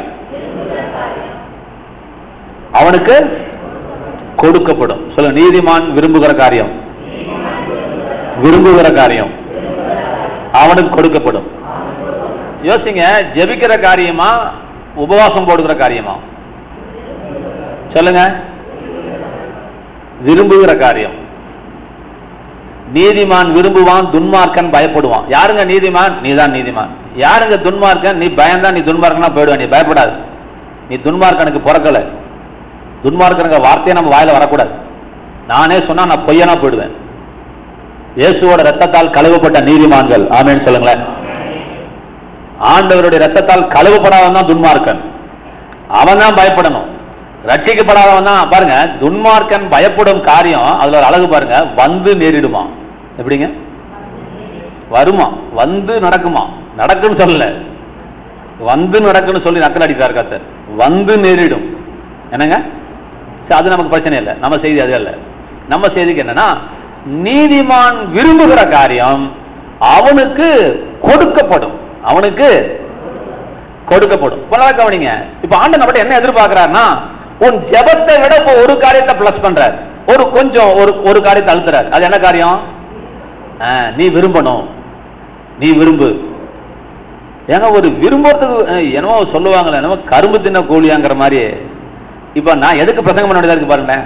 என்ன கலையரசன், நீங்க கார்ல போகாததுக்கு காரணம் ஆண்டவர் என்ன சொல்றாரு? நீங்க இன்னும் கார்ல போகணுங்க நினைச்சல, சும்மா இருக்க பாஸ்டர், காரன் எப்ப பார்த்தாலும். இன்னும் விருப்பம் எங்க வரல, நமக்குள்ள வரல. அவரு சொல்லிட்டாரு, நீதிமான் விரும்புகிற காரியம் நினைக்கிற காரியம் கிடையாது. அது நினைப்பை பார்க்கல, விருப்பங்கிறது ஒரு படி மேல இல்லையா? நினைவை பார்க்கலாம், எண்ணத்தை பார்க்கலாம். கார்ல போகணும்னு நினைக்கிறது வேற, கார்ல போகணும்னு விரும்புறது வேற, ஆசைப்படுறது வேற. டிசையர்னா ஆசை. இந்த செட்டுக்கு பேரு டிசையர் விசி தான். HTC டிசையர் விசி, இந்த மாடலுக்கு பேரு டிசையர்னு வச்சிருக்கிறோம். டிசையர்னா விருப்பம், ஆசை. நம்ம பாஷையில சொல்ல போனா ஆசை. ஆசை இருக்குன்னு கர்த்தர் சொல்றாரு. அவர் ஆசை நடக்கணும்னா நீ ஆசைப்படணுங்கிறார். விருப்பம்னா ஆசை, ரெண்டுக்கு வேற வித்தியாசம் கிடையாது. விருப்பத்துக்கு என்ன சொல்ற, விருப்பத்தை வேற வார்த்தை சொல்லணும், என்ன சொல்ல முடியும்? ஆசை. ஆசை என்ன சொல்லப்பட்டது? சின்ன சின்ன ஆசை, சிறகடிக்கும் ஆசை. அதுபோல இந்த சின்ன சின்ன ஆசைகள் வேண்டும். ஆசைகள் மனிதனுக்கு வேண்டும். இது ஆசைகளை தேவன் வைத்திருக்கிறார். இந்த ஆசைகள் தான் உங்களை எங்க கொண்டு போய் விட போகுதுன்னா, தேவனுடைய ஆசையை நிறைவேற்றக்கூடிய வாகனமாக அது மாறப்போகிறது. நான் வழக்கம் போல சொல்லுவது போல, பறவை தான் விரும்பும் இடத்திற்கு பறந்து செல்வதற்கு 2 செட்டைகள் அதற்கு கொடுக்கப்பட்டது போல, தேவன் விரும்புகிற இடத்திற்கு நீ ஆசைப்படுகிற இடத்துக்கு போறதுக்கு உனக்கு சில எண்ணங்கள், உனக்கு சில ஆசைகள் உனக்கு கொடுக்கப்பட்டிருக்கிறது. அந்த ஆசை தான் உன்னை கொண்டு போக போகுது. அந்த விருப்பம் தான் உன்னை கொண்டு போக போகுது. அந்த தாகம் தான் உன்னை அங்க கொண்டு போய் விட போகிறது. இன்னைக்கு பார்க்கிற பெரிய பெரிய கட்டடங்கள், ஈஃபில் டவர், தாஜ்மஹால், இதுக்கெல்லாம் என்ன காரணங்கிறீங்க? ஒரு மனுஷனுக்கு ஒரு ஆசை வந்திருக்குது, என் பொண்டாட்டிக்கு இப்படி ஒரு வீடு, இப்படி ஒரு மாளிகை கட்டணும். சரிங்களா? அந்த ஆசை, அந்த எண்ணம், அந்த கற்பனை தானே இன்னைக்கு உலக அதிசயமாக நின்று கொண்டிருக்கிறது. இன்னைக்கு ஏரோப்ளேன் பறக்குதுன்னா ஒரு மனுஷன் ஆசைப்பட்டான், நான் பறக்கணும்னு ஆசைப்பட்டான். அந்த ஆசை தான் இன்னைக்கு மனுஷனை பறக்க வச்சு வேடிக்கை பார்த்துட்டு இருக்குது. ஆசை, அந்த எண்ணம், அந்த கற்பனை, அந்த கனவு, இதெல்லாம் தேவன் நமக்கு எதுக்காக தந்திருக்கிறார்னா, அவருடைய விருப்பத்தை நிறைவேற்றுவதற்காக தந்திருக்கிறார். இப்ப நீதிமான் விரும்புகிற காரியம் அவனுக்கு நேரிடும், அவனுக்கு கொடுக்கப்படும். அவனுக்கு நீங்க விரும்புங்க, நல்ல காரியங்களை நீங்கள் விரும்புங்க, தேவனுக்கு சித்தமான காரியங்களை நீங்கள் விரும்புங்கள். இன்னும் ஒரு காரியம் சொல்றேன், கவனிங்க. என்ன அப்படின்னா, இப்ப இந்த விருப்பம் இருக்குதுங்க, எனக்கு இருக்குதுங்க நீங்க சொல்லக்கூடாது. இப்ப அடுத்த ஸ்டெப் நான் போறேன். விருப்பம் உள்ள இருக்குது அப்படின்னு சொன்னா, இப்ப ஆண்டவர் என்ன சொல்றாரு? அது எனக்கு தெரியணும். நல்லா கவனிங்க, எனக்கு அடுத்த ஸ்டெப் இது. உள்ளுக்குள்ள எங்க அவர் என்ன சொல்றாரு? இப்ப ராஜா சாருக்கு உள்ளுக்குள்ள விருப்பம் இருக்குன்னா அது நான் அவர் ஏத்துக்கலைங்கிறார். உன் விருப்பத்தை நான் தெரிஞ்சுக்கணும், உன் விருப்பத்தை நான் தெரிஞ்சுக்கணும் அப்படின்னா என்ன செய்ய சொல்றாரு? விருப்பத்தை தெரிஞ்சுக்க முடியுமா? தெரிஞ்சுக்க முடியுமா? உங்க பையனுக்கு என்ன விருப்பம் சொல்லுங்க சார். ஒண்ணு கூட இல்லையா? அவன் எதை விரும்புவான்னு சொல்லுங்க. விளையாட்டு ஜாமான்ல என்ன விரும்புவான்? சாப்பிட்றத என்ன விரும்புவான்? சாப்பிட்றதுல பிரியாணி. அவனுக்கு அந்த அது எப்படி அவனுக்கு பிரியாணி பிடிக்கும் தெரிஞ்சுக்கிட்டீங்க நீங்க? அவன் சொல்றான், அதுதான் சொல்றான். இது போல உங்கள் விருப்பத்தை இறைவன் அறிய வேண்டும் அல்லது சாத்தான் அறியணும். என்ன பொறுத்தளவு இறைவனுக்கு தெரியும், அவர் சர்வஞானம் உள்ள தேவன். நல்லா புரிஞ்சுட்டீங்களா? அது உள்ள இருக்கக்கூடாது, அது வெளியே வரணும். உன் விருப்பத்தை இறைவன் காணணும். இது மாதிரி நான் வச்சுக்கொள்ளுங்களேன். இதையும் கூட நீங்க எழுதி வச்சுக்கணும். உங்க விருப்பம் உள்ள இருக்கு. 2வது ஸ்டெப், உங்கள் விருப்பம் வெளிப்பட வேண்டும் அப்படின்னு. விருப்பம் வெளிப்பட வேண்டும். விருப்பம் உள்ள இருக்குன்னு சொல்லக்கூடாது. விருப்பம் வெளிப்பட வேண்டும். எதெல்லாம் வெளிப்படும் அப்படின்னு சொன்னா, உன் பேச்சுல, உன்னுடைய செயலில உன்னுடைய விருப்பம் வெளிப்பட வேண்டும். உன்னுடைய விருப்பம் முக்கியமா 2 காரியத்துல வெளிப்படணும். பேச்சுல ஒன்று in thoughts and in action. In speech in action. உன்னுடைய வார்த்தையிலையும் உன்னுடைய செயலிலேயும் உனக்கு உள்ளே இருக்கிறத அந்த விருப்பமானது வெளியே தெரிய வேண்டும். இப்ப கவனிக்கணும். இதை பத்தி தான் நீங்க பேசுவேன், கடற்கடன் பேசிடுறேன். 38 வருஷமா ஒரு வியாதியஸ்தன், 2 கை 2 கால் வராதவன் பெதஸ்தா குளத்துல இருக்கிறான். கொஞ்சம் சிந்திங்க. பெதஸ்தா குளத்தில் அமர்ந்து இருக்கிறான். அந்த குளத்தினுடைய தன்மை என்ன? தேவ தூதனால் அந்த குளம் எப்பொழுதாவது ஒரு தடவை கலங்கும். எத்தனை நாளைக்கு ஒருக்க? எப்பொழுதாவது ஒரு தடவை. மாசத்துக்கு ஒருக்கையா? எப்பொழுதாவது ஒரு தடவை. வருஷத்துக்கு ஒரு தடவையா? எப்பொழுதாவது ஒரு தடவை. எப்பொழுதும் தெரியாது. எப்பொழுதாவது ஒரு தடவை குளம் கலக்கப்படும். கலக்கப்படும் போது அதுல முந்தி எவன் விழுகிறானோ அவனுக்கு இருக்கிற எந்த வியாதியா இருந்தாலும், எப்பேற்பட்ட வியாதியா இருந்தாலும் குணமாயிடும். இதனால அந்த குளத்தை சுத்தி எல்லா வியாதியஸ்தனும் உட்கார்ந்துட்டு இருக்கிறான். அதுல ஒரு வியாதியஸ்தன் 38 வருட காலமாக 2 கை 2 காலம் வராதவன். நல்லா கவனிக்கணும். இந்த 2 கை 2 கால் வராதவன் கண்ணுக்கு முன்னாடியே குளம் கலங்கினால் இவன் எப்படி விழுவான் சொல்லுங்க? நான் மணி ஒண்ணு பேசுங்க, தலையாட சொல்ல சிந்திங்க. கொஞ்ச நேரம் சிந்தனை கட்டி விடுங்க. அப்புறம் உட்கார்ந்துட்டு இருக்கிறான். என்ன நம்பிக்கை? எப்படி அவன் தள்ளி விடுவான்? உன்னை தள்ளி விட்டு அவன் ஓடுறது. அவன் தான் நிறைய பேர் உட்கார்ந்து இருக்கானே. 1 2 3 ரெடியா உட்கார்ந்து இருக்காங்க. என்ன கலா? எப்படிங்க? சரி, நான் சொல்றேன் கேளுங்க. பிராக்டிகலா திங்க் பண்ணுங்க. எப்படின்னு சொன்னா, இவன் ஒரு பணக்காரனா இருந்திருக்கணும். 1. இவன் 2 கை 2 கால் வராதவன். தண்ணிக்கு பக்கத்துல இருக்கணும். வெயில் இவனுக்கு படக்கூடாது. அப்ப நிழலுக்கு ஏதாவது ஏற்பாடு பண்ணிருக்கணும். இவன் இங்க இருந்து உருட்டி விட்டா தண்ணியில போய் உழுகுற மாதிரி ஒரு இடத்துல உட்கார்ந்துட்டு இருக்கணும். இவனை தள்ளி விடுறதுக்கு ஒரு ஆள் வேணும். அப்ப 3 ஷிப்ட் போட்டிருக்கணும் குறைஞ்சது. 24 மணி நேரம். எப்ப காலங்கன்னு தெரியாது. அப்ப 3 பேருக்கு அவன் கூலி கொடுத்து, இவனுக்கு என்ன வேலை? சம்பளம் 3. உனக்கு சம்பளம் ஒன்னு உட்காந்து சினிமா பாட்டு பாடு, என்ன வேணா பாட்டு பாடு. குளம் கலங்குதான் பார்க்கணும். கலங்கணும் என்ன செய்ய? பிடிச்சி உருட்டி விட்டுரு. என்னை இழுத்துட்டு கூட போக வேணாம். என்னை தள்ளி விட்டு தொப்பு கொண்டு தள்ளி விட்டு நான் கீழே தொப்புட்டு விழுந்துடுறேன். ஷிப்ட் போட்டு இவன் ஆள் வச்சிருக்கான். எத்தனை வருஷமா? 38 வருஷமா ஆள் வச்சிருக்கான். ஹலோ, எத்தனை வருஷங்க? ஒரு கேள்வி நான் கூட யோசிச்சு பார்த்தேன். கர்த்தாவே, ராஜா சாருக்கு உடம்பு சரியில்லைன்னா 38 வருஷம் சபைக்கு வருவாரா? 38 கோயிலாவது ஏறி இறங்க மாட்டோமா? வருஷத்துக்கு ஒரு சர்ச்சை விதம். 38 சர்ச்சை விக்கிறதுக்கு தான் போகல. 38 சர்ச்சையாவது மாத்தி பார்ப்போமே மாத்தி பார்த்திருப்பான்ல. ஆனா இவன் மாத்திரானா பாத்தீங்களா? நல்ல பையன், நல்ல ஆளு. 38 வருஷமா உட்கார்ந்துருக்கான். ஒரு கேள்வி பாருங்க, இவனுக்கு விருப்பம் இருக்குதா இல்லையா? நீங்களா சொல்லுங்க சார். இருக்கா? அதிகாரத்தை எடுத்துட்டியா? ஏவன் 5 எடுத்துட்டியா? சொன்ன பொறுத்தா எடுப்பியா? கவனிங்க. இவனுக்கு விருப்பம் இருக்குதா இல்லையா? இருக்குது. 38 வருஷமா அவன் இருக்கிறான் இல்லைங்களா? இப்ப ஆண்டவர் அவனை பார்த்து என்ன ஒரு கேள்வி கேட்டார் தெரியுங்களா? வாசிங்க. படுத்திருந்த அவனை இயேசு கண்டு, அவன் வெகு காலமாய் வியாதியஸ்தன் என்று அறிந்து அவனை நோக்கி, சொஸ்தமடைய வேண்டும் என்று விரும்புகிறாயா என்று கேட்டார். அவன் சொன்ன பதில் பாவமா இருக்கும். வாசிங்களேன், தெரிஞ்சுக்கோங்களேன். அதற்கு வியாதியஸ்தன், அவன் பேரே வியாதியஸ்தன், பேரே போல ராமசாமி குப்புசாமி. அதற்கு வியாதியஸ்தன், ஆண்டவரே, தண்ணீர் கலக்கப்படும் போது என்னை குளத்தில் கொண்டு போய் விடுவதற்கு ஒருவரும் இல்லை. நான் போவதற்குள்ளே வேறொருவன் எனக்கு முந்தி இறங்கி விடுகிறான் என்றான். சரி, விட்டுருங்க. இப்ப இவன் ஆளை வைக்காத மாதிரி தான் தெரியுது. இவன் போறதுக்கு முயற்சி பண்ணி பார்க்கறான், முடியல. இவன் 2 கை 2 கால் வரலையே. இவன் 2 கை 2 கால் எப்படி போறான்? வேணா ஒண்ணு செய்யலாம், உருள் கண்டால் போடலாம். அங்க பிரதர்சனம் பண்ற மாதிரி இவனே வேணா கடமுடான்னு ஒண்டுக்கலாம். இப்ப கவனிக்கணும். ஏமா சிரிச்சுட்டு தான் நம்ம பொழப்பு இப்படி போகுது. நான் ஒரு முக்கியமான சப்ஜெக்ட் எடுக்கிறேன். நானே இவெல்லாம் இந்த பிரச்சனை பண்ணது கிடையாது. கவனிங்க.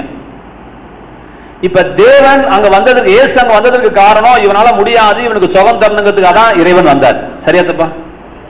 ஆனா அதுக்கு முன்னாடி ஒரு கேள்வி கேட்டாரு. என்ன கேள்வி கேட்டாரு? நீ விரும்புகிறாயா? ஐயா கவனிங்க, அம்மா கவனிங்க, வேற வழியே இல்லை, நீங்க கவனிச்சாகணும். நான் இப்ப கேள்வி கேட்கிறேன், அவனுக்கு சுகம் கொடுக்கணும்னு தேவன் முடிவு பண்ணிட்டாரு. இன்னும் சொல்ல போனா அவன் விரும்புறவன் கூட பதில் சொல்லல, அவன் வேறொரு பதில் பேசுறான் லூசு பிடிச்ச மாதிரி. அவரு கேட்ட கேள்வி என்ன? விரும்புகிறாயான்னு கேட்டார். இவன் ஆமா இல்லன்னு பதில் முடிச்சிருக்கணும். இவன் வேறொரு பிரசங்கம் பண்றான் நம்ம விசுவாசி மாதிரி. இப்ப நான் என்ன சொல்றேங்க, ஒரு நிமிஷம் புரிஞ்சுக்கோங்க. அவனுக்கு தேவன் சுகம் கொடுக்கணும் முடிவு பண்ணிட்டாரு, அவன் சுகம் வாங்கிட்டான். இதையே பைபிள்ல ரெக்கார்ட் பண்ணிருக்கிறாரு, இதையே ஆண்டவர் கேட்டாரு. கேள்வி புரிஞ்சுக்கோங்க. சுகம் கொடுக்கிறவரு கேட்காம சுகம் கொடுத்துட கூடாதா? கொடுக்கணும்னா வந்துட்டாரு, முடிவு பண்ணிட்டாரு, அவனுக்கு சுகம் தர போறாரு. அதை ஏன் கேட்டாரு, அதை ஏன் ரெக்கார்ட் பண்ணிருக்காங்க பைபிள்ல? என்னங்க, என்ன காரணம்? ஏன் ரெக்கார்ட் பண்ணிருக்காங்க? என்னங்க, அதெல்லாம் ஒத்துக்கிறோமா? அது ஏன் கேட்டாருங்கிறதுக்கு அர்த்தம், ஏன் அது எழுதப்பட்டிருக்கிறது, அது ஏன் பதிவு பண்ணப்பட்டிருக்கிறது அப்படின்னு சொன்னா, அவனை போல இன்னும் எத்தனையோ வியாதியை இந்த உலகத்துல வரப்போறான்.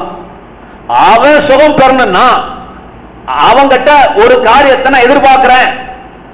அவனுடைய சுகத்துக்கு தடை, அவன் அந்த சுகத்தை விரும்பவில்லை. நீ விரும்புகிறாயா என்று கர்த்தர் கேட்டார். இங்கதான் விளைவிக்கணும். நான் விரும்பலீங்களாங்க, எல்லாரும் நான் எனக்கு கூட தான் இரும வரக்கூடாது, எனக்கு கூட தான் தும்மல் வரக்கூடாது. இல்ல, அந்த விருப்பத்தை எப்ப நீ கொண்டு வரன்னு சொன்ன நீங்க புரிஞ்சுக்கோங்க. அவர் சும்மா ஒண்ணு கேட்கல, நீ விரும்புகிறாயா? லூக்கா 18:41 வாசிங்க. பத்திமை என்று சொல்லக்கூடிய ஒரு குருடன் பிச்சை எடுத்து கொண்டிருக்கிறான். இயேசுநாதர் போனாரு, தாவீதின் குமாரனை இறங்குன்னு கேட்டாரு, எல்லாம் அதட்டினாங்க, தாண்டி போறாரு. பேசாத அப்படின்னாங்க. தாவீதின் குமாரனே எனக்கு இறங்கும் அப்படின்னு கூப்பிட்டான். ஆண்டவர் நின்றுட்டாரு, அவனை வர சொல்லினாரு, வந்தாரு. அவனை பார்த்து ஒரு கேள்வி கேட்டாரு. வாசிங்க 18:41. எங்கன்னு கூட தெரியாதா? சொன்னதான் இருப்பியா? 18:41.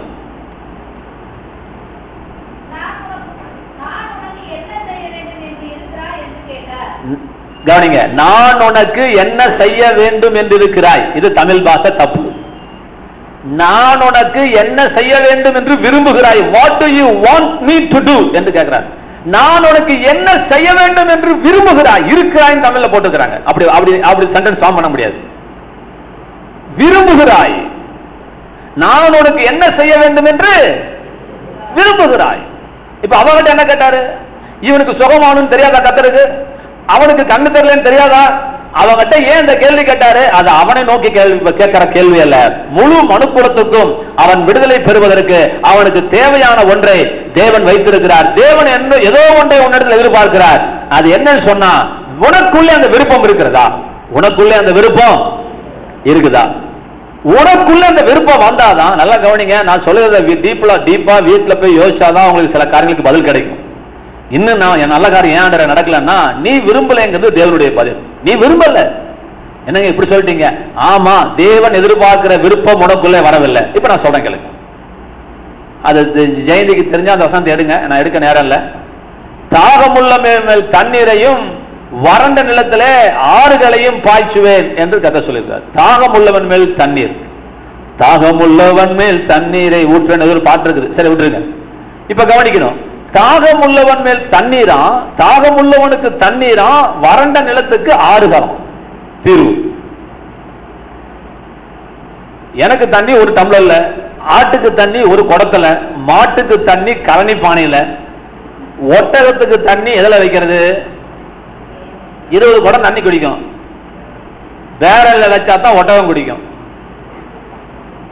நிலம் வறண்டு போய் கிடக்குது, அதுல ஒரு குடம் தண்ணி ஊத்தினா வறட்சி போயிடுமா? அப்ப அது என்ன செய்யணும்? ஒரு ஆறே விட்டு திருப்பணும்டாங்கிறார் கர்த்தர். ஒரு ஆறே விட்டு திருப்பணும். உனக்கு தாகம் என்ன தரேன்? தண்ணி தரேன். இதெல்லாம் ஊழியக்காரன் கூட்டத்துல பேசுறேன். தாமஸ், நீங்க நோட்ஸ் எடுத்துட்டு ஊழியக்காரன் கூட்டத்துல பேசுங்க. உனக்கு என்ன தாகமோ, உனக்கு என்ன தரிசனமோ அதை நான் நிறைவேற்றுகிறேன். 10 ஆத்துமாவா 1000 ஆத்துமாவா, வல்லமை வரங்களுக்கா நீ கேட்காத. உன் தாகம் என்ன? உனக்கு தாகமா இருந்தா ஒற்றம் தண்ணி வாங்கிட்டு போ. நீ வறண்ட நிலமாய் விடாய்த்து போய் காட்டிருப்பாயானால் உனக்கு ஒரு டம்ளர் தண்ணி பத்தாது. உனக்கு ஒரு ஆறோ உன்மேல் ஊற்றப்பட்டாதான் உன் தாகம் தணிய வேண்டும். புரியுதுங்களா? உனக்கு தேவை ஆத்தும தாகம். உனக்கு தேவை வல்லமை வரங்கள் அல்ல. எனக்கு வல்லமை கொடு, வரங்கள் கொடுங்கிறான்.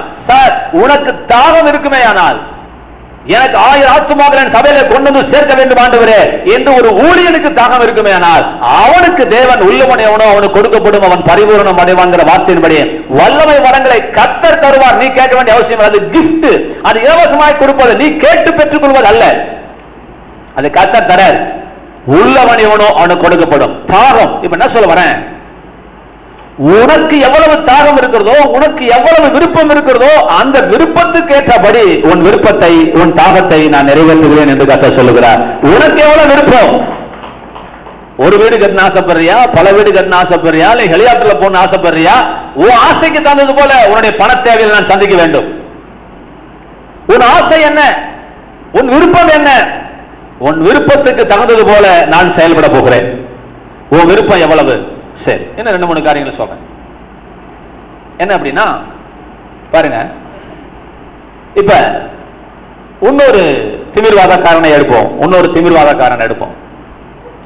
என்ன அப்படின்னா 2 கை 2 கால் வராத ஒருத்தனை கட்டில தூக்கிட்டு போறாங்க. ஒரு நாள் ஏசுனார் பிரசங்கம் பண்ணும்போது. அப்போ உள்ளுக்குள்ள நுழைய முடியல, அங்க ஏகப்பட்ட கும்பல் இருக்குது. அப்ப என்ன செஞ்சாங்க, கடன்னு கூரை மேல ஏறிட்டாங்க. ஏறி கோரையை பிச்சு கட்டில இறக்கினாங்க. இப்ப ஒரு கேள்வி, வீட்டுக்காரன் தூங்கிட்டு இருந்தானா வெளியூர் போயிட்டானா? என்ன சார், ஒரு வீட்டு கூரையை பிரிச்சு ஒரு கட்டில இறக்குற அளவுக்கு அவன் பிரிச்சானா? என்ன தம்பி, வீட்டுக்காரன் இருப்ப மாட்டானா? அவன் வீட்டு தான் பிரசங்கம் நடக்குது, அவன் இருப்ப நடக்க மாட்டானா? அப்புறம் இவன் எப்படி பிக்கிறான்?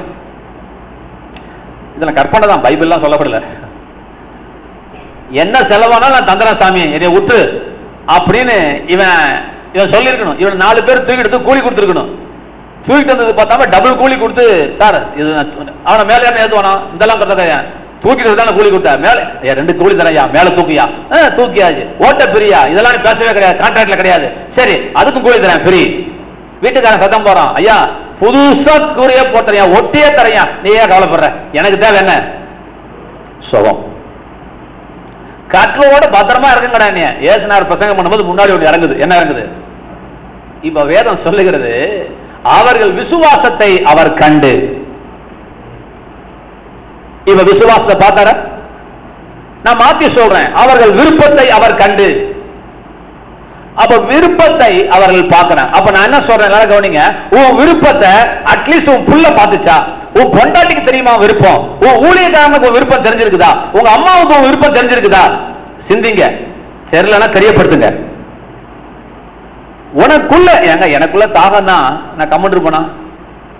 அங்க போய் தொலைவரேன், இங்க போய் தொலைவரேன், அந்த பார்த்து போய் விட்டுறேன்.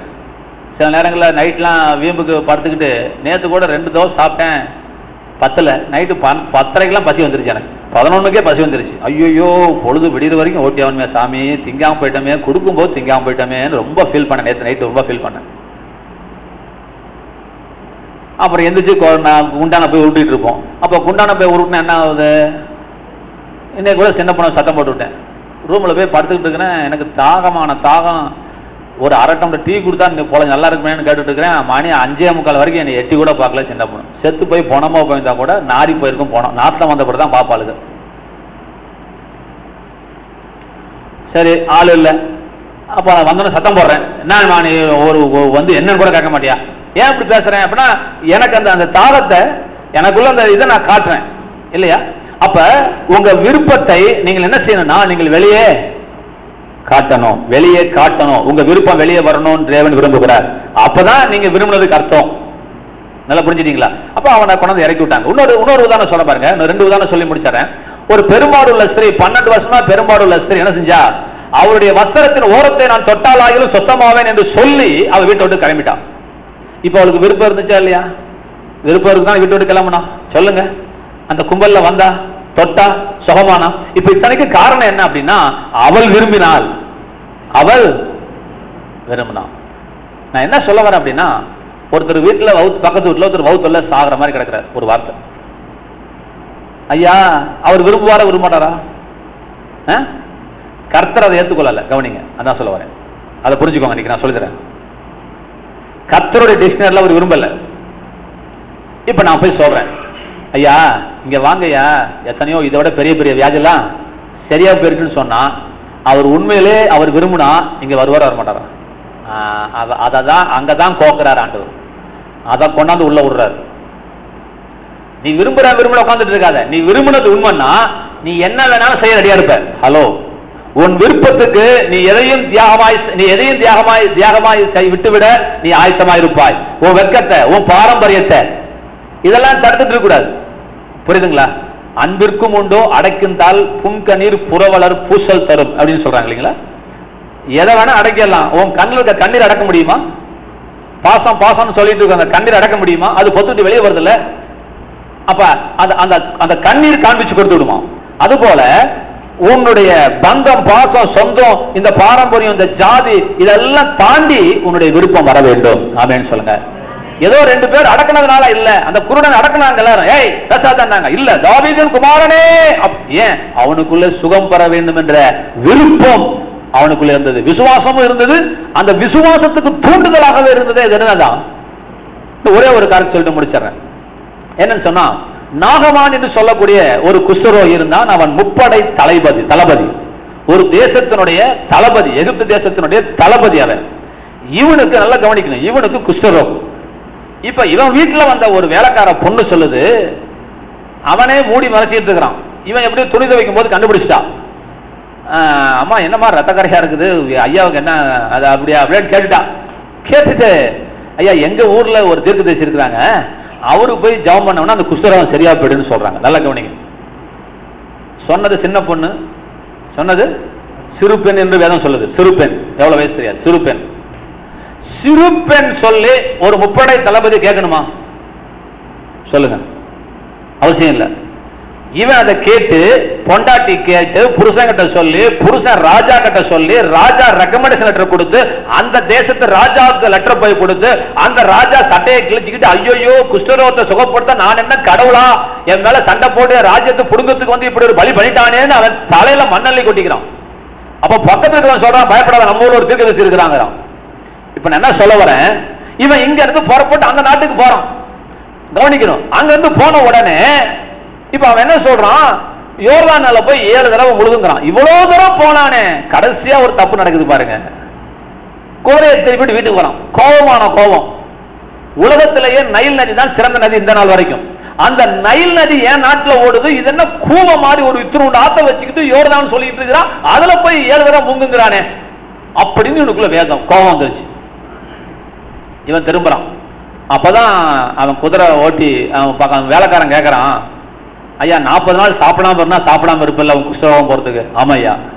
ஒத்த கால நொண்டி அடிச்சுட்டு ஊரை சுத்தினா சுத்த மாட்டியா? ஆமா ஐயா. உப்பும் காரமும் சேர்த்து கூடாது 40 நாள் கேட்பே கேட்க மாட்டியா? ஊருக்கே 40 நாள் பங்கு சோறு போடனா கேட்பே கேட்க மாட்டியா? சொல்லுங்க, கேப்ப இல்ல.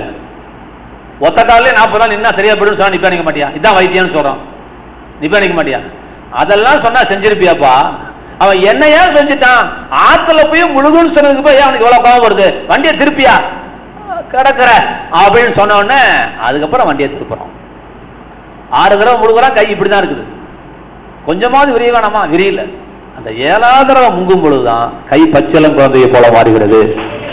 இப்ப என்ன கொண்டு வர பாயிண்ட், நான் இப்ப என்ன கொண்டு வரேன், இவன் விரும்புவனா சார் ஒரு பொண்ணோட பேச்சை கேட்டு ஒரு ராஜா கிட்ட சொல்லி ராஜா சிரிச்சிருப்பான்ல, என்ன குஷ்டரோகம் சரியா போயிடுமா ஐயா, நீ எல்லாம் முப்பட தளபதி ஐயா, 21ஆம் நூற்றாண்டுல போய் குஷ்டரோகம் சரியா போச்சு நம்புவானா?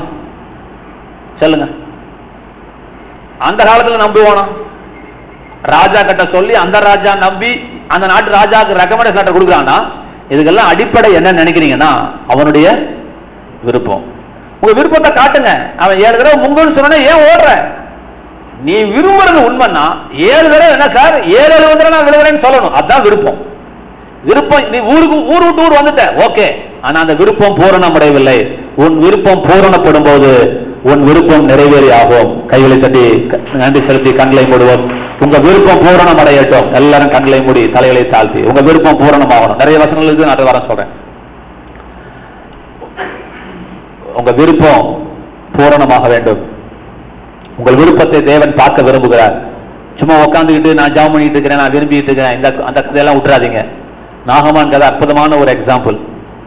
தேசம் விட்டு தேசம் போய் அவன் விருப்பம் பத்தலன்னு கர்த்தர் சொல்லிட்டார். அங்க ஒரு பரிசு வைக்கிறார். யோர்தான் நதியில போய் 7 தரம் முழுகு. அவன் முழுகாம போயிட்டான். முழுகாம போயிருந்தானா அவன் சுகமடைஞ்சிருக்க முடியாது. விரும்பினது உண்மையானால் அவன் எதையும் செய்ய ஆயத்தமாக இருப்பான். அதான் விருப்பத்துக்கு அர்த்தம். நீ விரும்பு. ஒரு அம்மா நல்லா இருமா, அதான் முடியாது. வாய் தந்து ஜெபம் அதான் கூடாது. கர்த்தர் என்னங்க சொல்றாரு? கர்த்தர் என்ன சொன்னாங்க? நீங்கள் ஒன்றுக்கும் கவலைப்படாமல் எல்லாவற்றையும் கொடுத்து ஜெபத்துல வைங்கன்னு கர்த்தர் சொல்றாரு. கவலைப்படாம ஜெபம் பண்ணுங்கிறார். நம்ம பிள்ளைங்க என்ன சொல்றாங்க அப்படின்னா, ஜெபம் பண்ணாம கவலைப்பட்டு இருக்கிறாங்க. கவலைப்படாம ஜெபம் பண்ணுனா நம்ம என்ன செஞ்சுட்டு இருக்கிறோம்? ஜெபம் பண்ணாம ஒருத்தர் போய் கேட்டுருக்கிறாங்க, ஐயா என்னைய ரொம்ப கவலையா இருக்கிறீங்க அப்படின்னா, நீங்க எதுக்குமே கவலைப்பட மாட்டீங்க, எதுக்கு கவலைப்படுறீங்கன்னா, எனக்கு கவலைப்படுறதுக்கு ஒண்ணுமே இல்லைன்னு கவலையா இருக்குதுயா. ஏதாவது ஒண்ணு கவலைப்படும் உனக்கு இல்லையா? உனக்கு ஏதாவது ஒண்ணு கவலைப்பட்டுக்கிட்டே இருக்கணும். உனக்கு ஒன்றுக்கும் கவலைப்படாமல் ஜெபம் பண்ணுங்கன்னா ஒரு அம்மா பேசிட்டு இருக்குது. எனக்கு அதுக்கு சம்மந்தமே இல்லை சார், நான் அமாவாசைக்கும் அப்துல் காதர் சம்பந்தம் போல. கவலைப்படாம ஜெபம் பண்ணுனா இந்த அம்மா ஜெபம் பண்ணாம ஏங்க ஜெபம் பண்ண கவலைப்படுமே. ஐயோ போச்சுடா, ஐயோ என் கவலை போச்சுன்னா அழுகணுமே, இன்னும் கொஞ்சம் அழுகணும், இன்னும் கொஞ்சம் அழுகணும், அழுக வேண்டியதெல்லாம் இருக்குது. வாயை திறந்து அந்நிய பாஷை பேசினா சமாதானம் நதியை போல் ஓடி வரும் என்று கர்த்தர் சொல்லியிருக்கிறார். உட்காந்து 10 நிமிஷம் நீ பல்ல கட்டிட்டு அந்நிய பாஷை கடமுட நீ பேசிட்டானா உனக்குள்ள இருக்க கட்டுகள் உடைக்கப்படும். என்ன பிரச்சனை? நீ விரும்பல, கட்டை விட்டு வெளியே வர நீ விரும்பல. இதான் சார் பிரச்சனை. இதுதான் பிரச்சனையே. தான் கர்த்தருக்கு இதுதான் பிரச்சனை. நீ விரும்பல, நீ விடுதலையாக வேண்டும் என்று நீ விரும்பாத காரணத்தினால்தான் உனக்கு விடுதலை கிடைக்கல. நீ விரும்புவாயானால், உன் விருப்பம் பூரணப்படுவாயானால், எல்லாத்துக்கும் தான் சபை கட்டணும் ஆசை. அந்த ஆசை வெளியே வந்து பூரணப்பட வேண்டும் என்று தேவன் விரும்புகிறார். அதற்கு என்ன செய்யணும்? அதற்கு எதையும் கிரையும் செலுத்த நீ ஆயத்தமாக இருக்க வேண்டும். அதுதான் விருப்பம். அதுதான் தேவன் விருப்பம் என்று சொல்றார். இப்பொழுது நான் அறிந்திருக்கிறேன் ஆபிரகாமே, இப்பொழுது நீ கர்த்தருக்கு பயப்படும் என்று அறிந்திருக்கிறேன். எப்ப? பிள்ளையாண்டானை வெட்ட கத்திகை எடுக்க கையை நீட்டினான்.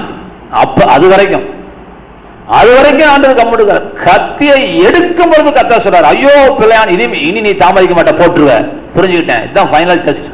இதுக்கு மேல நீ யோசிக்க மாட்ட. கத்தியை எடுத்ததான் போட்டுருவான். தூக்கிட்டான், இனி யோசிக்க மாட்டான். மனசை கல்லாக்கிட்டான், எடுத்தோடனே பட்டன் போட்டுருவான். ஆபிரகாமே பிள்ளையாண்டல் கையை போடாது. கர்த்தர் வந்துட்டார். இப்பொழுது நான் அறிந்திருக்கிறேன். எப்ப? அப்ப அது வரைக்கும் கர்த்தர் உன்னை அறியவில்லை. உன் விருப்பத்தை தேவன் பார்க்கவில்லை. உனக்கு விருப்பம் இருக்கிறதா தேவன் ஒத்துக்கல. உன் விருப்பம் இருக்கிறத தேவன் பார்க்க விரும்புகிறார். இந்த உலகம் காண விரும்புகிறார். அவர்கள் விசுவாசத்தை அவர் கண்டு, நீ விரும்புகிறாயா? உன் விருப்பத்தின்படி உனக்கு ஆக கடவுது என்று கர்த்தர் அநேகருக்கு தேவன் சொல்லியிருக்கிறார். நீ விரும்புகிறபடி உனக்கு ஆக கடவுது. அது அடுத்த வாரம் காட்டுறேன். நீ விரும்புகிறபடி உனக்கு ஆக கடவுது. ஒரு இடத்துல உன் விசுவாசத்தின்படி ஆக கடவுள் இருக்குது, இன்னொரு இடத்துல நீ விரும்புகிறபடி உனக்கு ஆக கடவுது என்று கர்த்தர் சொல்லியிருக்கிறார். விருப்பம் ரொம்ப ரொம்ப முக்கியமானது. அது ஏதோ பிசாசு குத்து தூக்கி போட்டுறாதீங்க. ஆசைன்னு சொன்ன இந்த ஆசை தாங்க நீங்க பறக்க போறது.